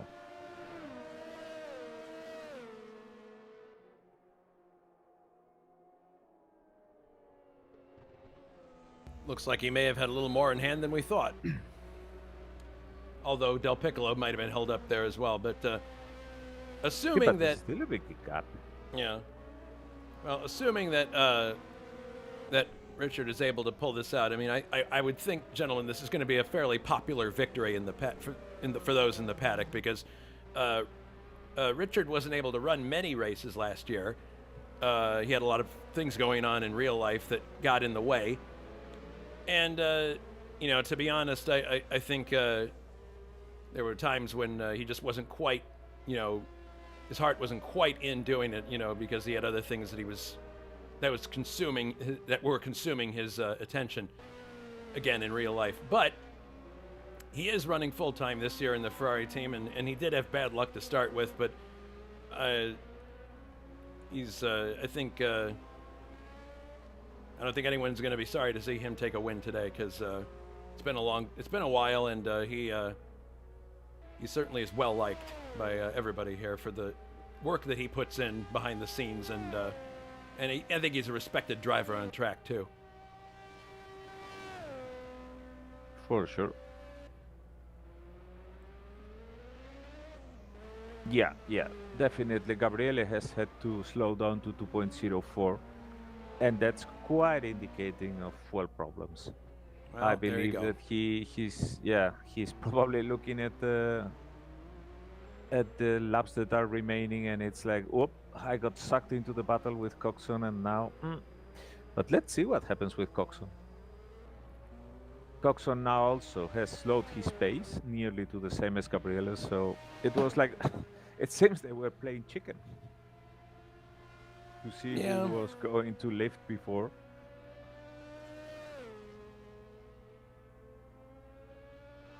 And now pray for both that they haven't miscalculated, because imagine if Coxon has been doing this dominant drive and being able now to pull away, and he runs out of fuel at the last moment. I have a really hard time believing that Coxon hasn't been, because he's very cool and calculating and doesn't get Yeah, no, me too, but let's see. Yeah. Because in these races anything can happen. We've seen some dramatic finishes. I mean, it's funny you talk about Del Piccolo being suckered into a battle with Coxon that ultimately he has to back off from. But that paradoxically was kind of what happened to Coxon at Jerez. He was kind of sucked into a battle with a game of one-upsmanship with Grant that ended up having an ill effect on his race.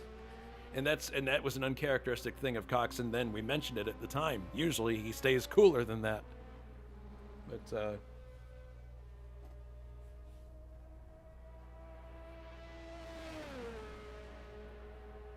lots of things have gone right for him today. Richard had an excellent start. He was up into second place by the very quickly off the line after Vadim had a slow start, and looks like he's planned this really, really well. And Gabriele 1 second slower even. I mean, he can be lucky that Miller is 21 seconds behind him, but watch out, because Del Piccolo could have serious problems finishing the race by the looks of things. And he's not in a position right now, if he slowed down dramatically, to lose that place to Miller, because Miller's pretty far back compared to... He is, yes, but if he runs out of fuel...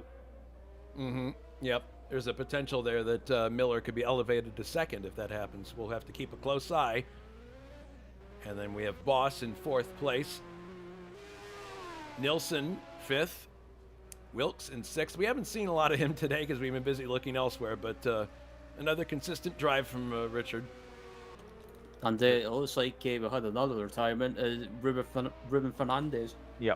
Well, the car must have been too ill-handling to continue. But again, it's like, if you know that your car is that undrivable, you have to at some point consider the other drivers around you if you're too big of a hazard. So yeah, I'm sure that Ruben made that decision once it was clear that the car was undrivable. Cesarius actually is running in 11th now. We haven't seen a lot of him, but that's a pretty good drive for him in the West Zach Speed car. Saber actually is in 12th right now. We didn't see a lot of him either, but yeah, pretty quiet day for him and for Jules Bouchard.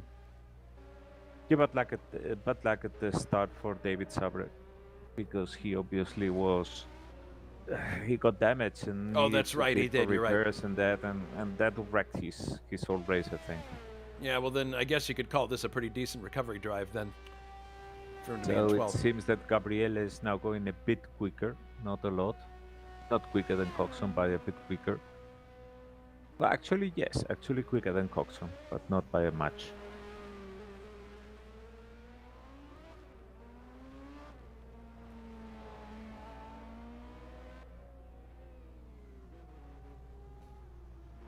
So 3 laps to go now, 41, 42, and 43.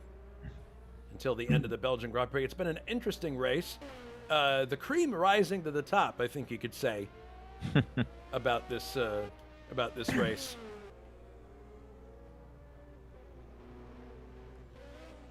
And again, I'll say it. The results here will make the championship that much more interesting. Sauce for the goose. Yep. Yeah. They will.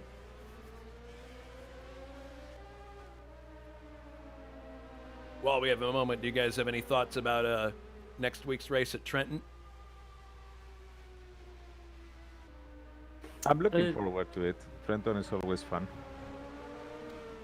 I can tell you from testing I've done, you don't want to overheat the right side tires. Not a good idea. If you do, it's welcome to Armco. Population U. Not a good idea. Oh, Drexler has crashed. Oh, no! And is without a front wing. That's too bad. I mean, good grief. I mean, you don't want to... I mean, obviously you don't want to have... Oh, he ran clear off and, goodness, into the barrier. Not sure what happened there. A puncture now. Yeah, now he's got a puncture, but that's... I think that's a puncture. Because he's dragging one wheel, but I don't see it in the ground. So, oh, the front right is locked. Oh, goodness, yes, there you can see it as he makes room for Ray Radal. No, he doesn't make room. He just went straight out. Oh, no. Thanks God he was on the outside, because otherwise he kidding. could have collected. Right, yeah. God, that's really frustrating when you've gone all this distance only to retire. You know, that's probably the most frustrating retirement you can have. Because you'd like to at least, even if it's not a points finish, you'd like to have at least something to show for the time you've put in. You know what I mean? And clearly that's not going to be the case for Mikel. That's too bad. So the gap now is 7 seconds. So Gabriel has definitely backed off. We'll probably want to be keeping a close eye on him in the closing laps. He's got 2 laps to go now. So he's nursing that car home. Very slow, 2.06 now.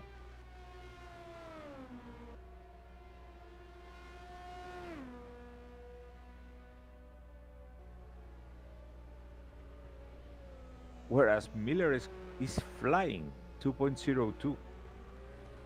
So he's going 4 seconds quicker than Gabriele right now. And they are 11 seconds apart. So watch out, because it could be drama at the end. Maybe.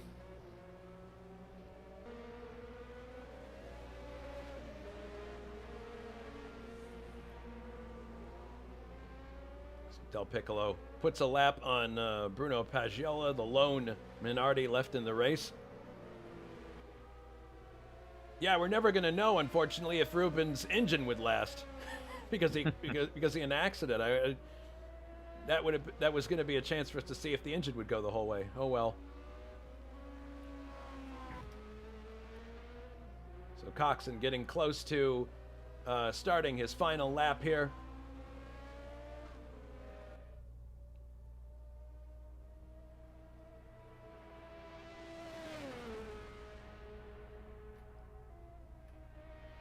Yeah, and I can see Gabriele short shifting a lot.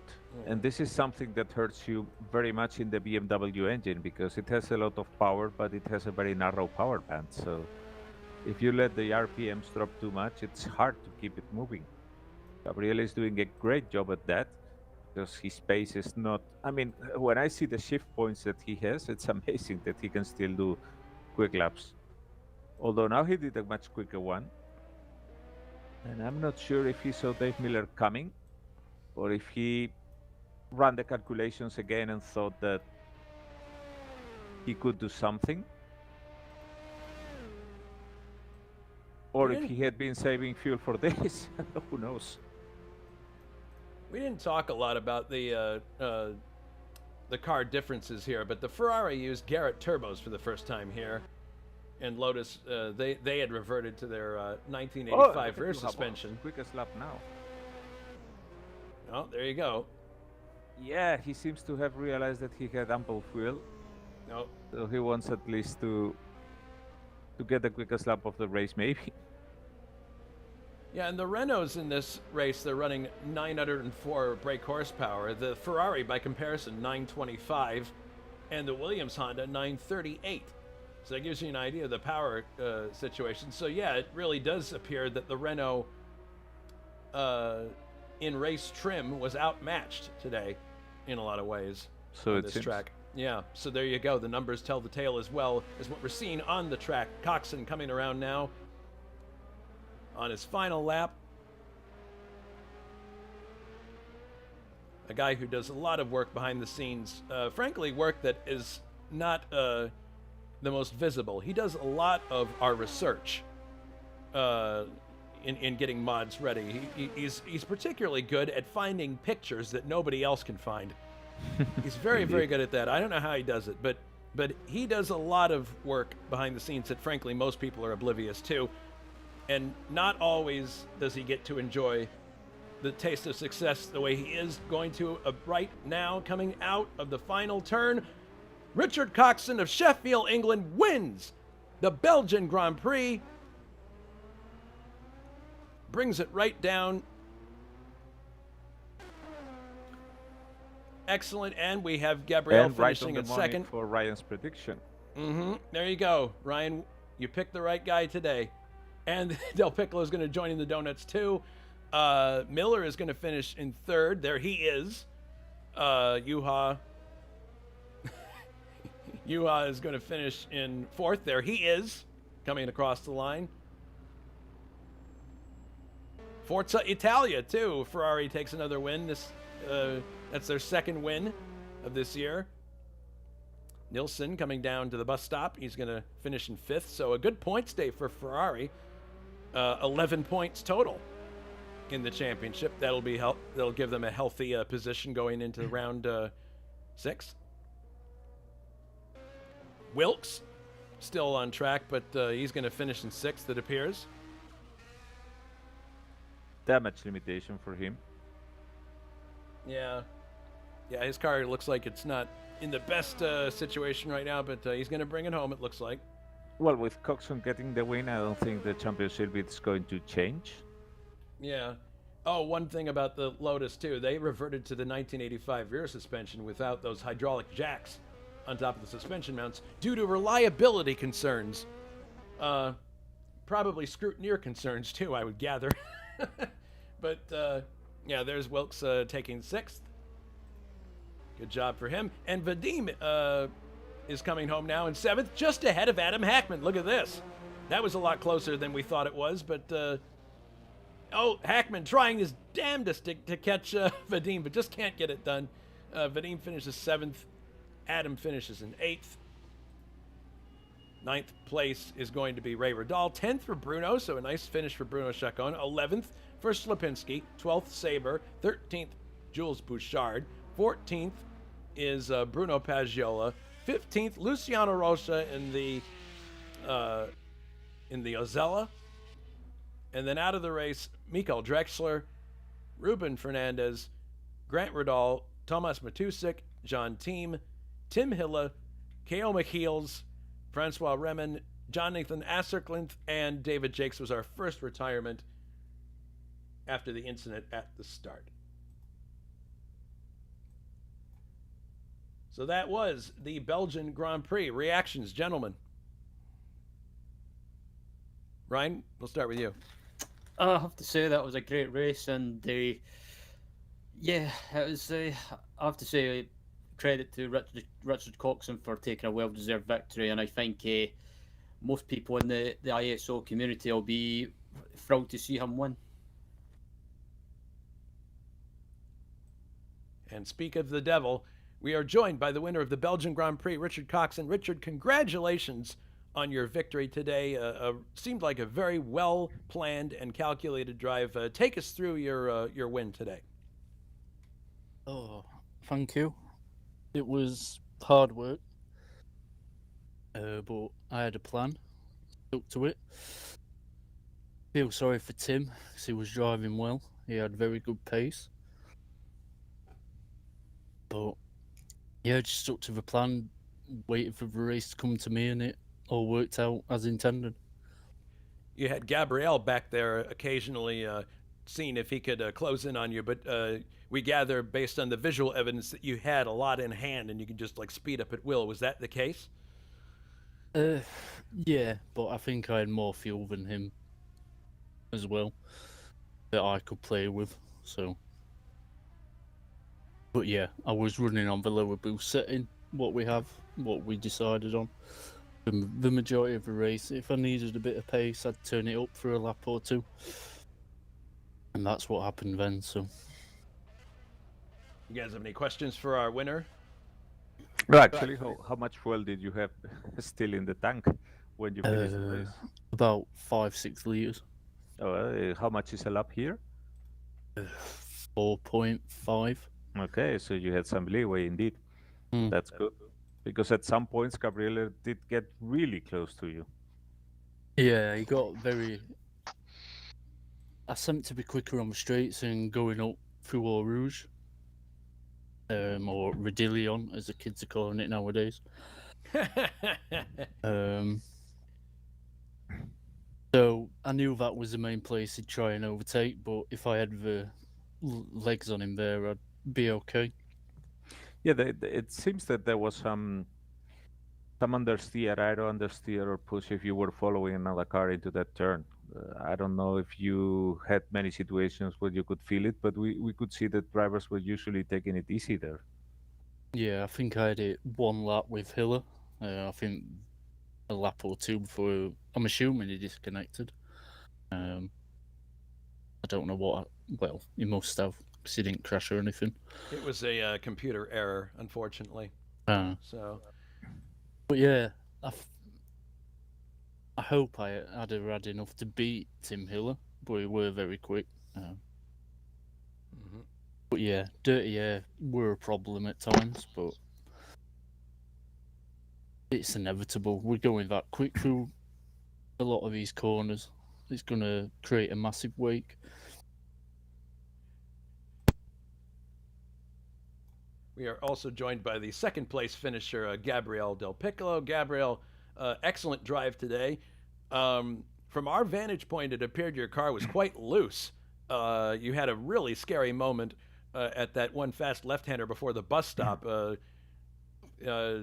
Were you more comfortable when you were following cars in their wake with that car?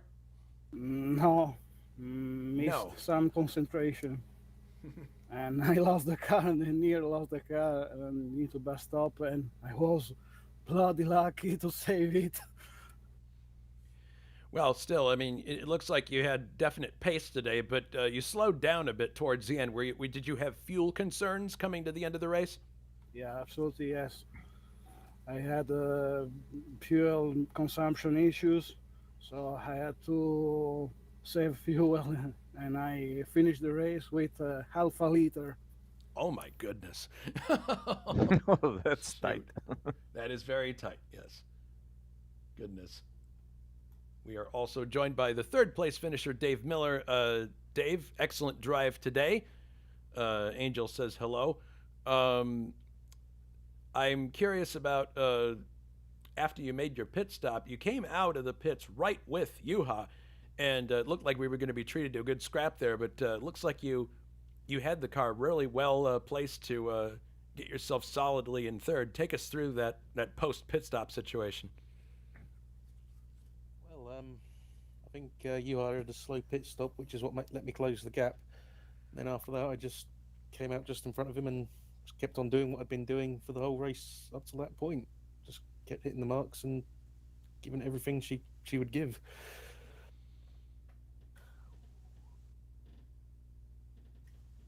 And certainly after the nightmare I had in qualifying today, I'll absolutely take a third place at the end of all that. It was quite an enjoyable race in the end.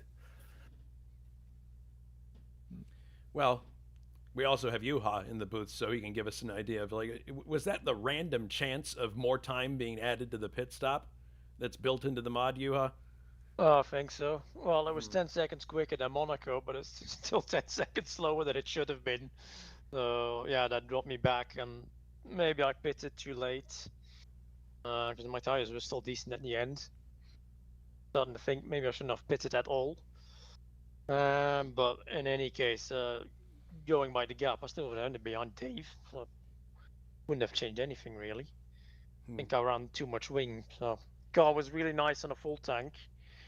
It seems as the fuel drained out. The Ferrari went a lot quicker and I had no answer to it. And same problem with Dave. Went a lot quicker and I couldn't keep up. Interesting.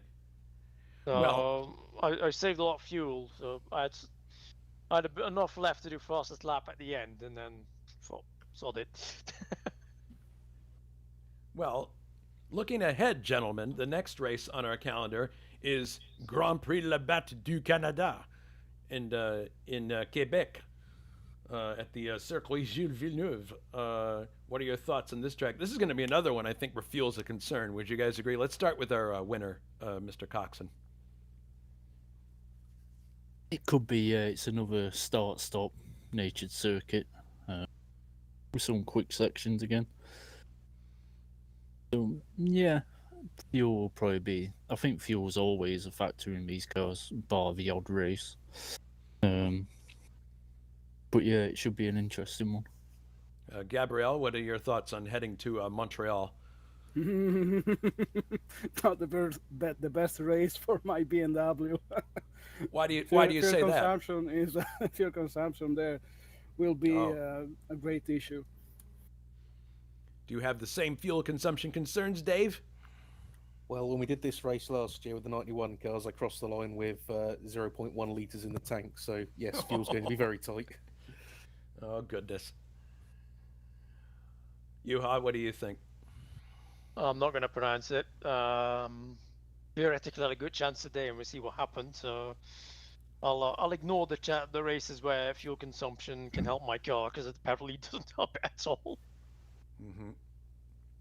All right. Well, I really appreciate the input that you guys give and the feedback, because we make a lot of suppositions in the booth, and we're not always sure we're right about them. So the post-race interviews are a critical part of the broadcast. We thank you for that. So looking ahead. Sorry, go ahead, Alberto. No, speaking of that, I wanted to ask something to Gabriele. Yeah. Because it's been. I mean, we already saw in the previous race a bit of the sign of the times to come that you were improving. But what has been the biggest change in these races? Because you now really seem to be very much okay with the car. And did you find a different way of driving, or a different way of setting up the car, or what has happened that it all has come together for you? For sure, I changed my setup mentality because I was too concerned about asymmetric setups that with this mod doesn't work at all. So I changed it completely, trying with default values, and so the car seems better. I noticed that I had an improved in Monte Carlo about not about qualifying but about pace. I was really more comfortable during all the whole race. I think I will try to do my best again. Are you also adapting your driving, or just the setup to your driving? More concerned about setup. Okay. Okay.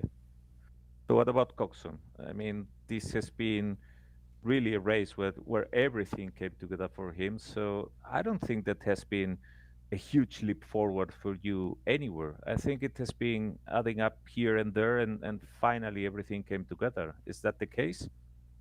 Yeah, pretty much. I mean, we had Rio, we never really got out of the starting blocks. Jerez, we had very good pace. Imola, again, good pace, but struggled at the start. Monaco, that was the only race where I wasn't really comfortable in the car, and I think that showed with me being the truly train. But yeah, here everything just clicked. We had the reliability, we had the tyre performance, everything just went beautiful.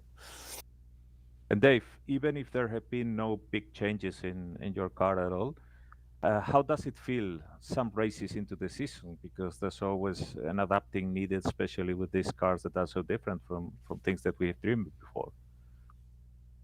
I've not done anything super radical with the car just yet, although I'm probably going to look to do some serious testing work between now and Montreal to try and get a little bit more out of it. I think there's definitely some more to find in the aero and the tyres for me, especially, I think. Okay. And you said you had been running to high wings. Do you think you're going to be trying something completely different for Montreal? I mean, still trying to put the finger on what makes the car work better, or do you have already a clear idea of what you want? Well, we'll have to look at Montreal because obviously there's a few straights in there as well, which can be quite annoying. I'm not sure yet what I'm gonna do with it.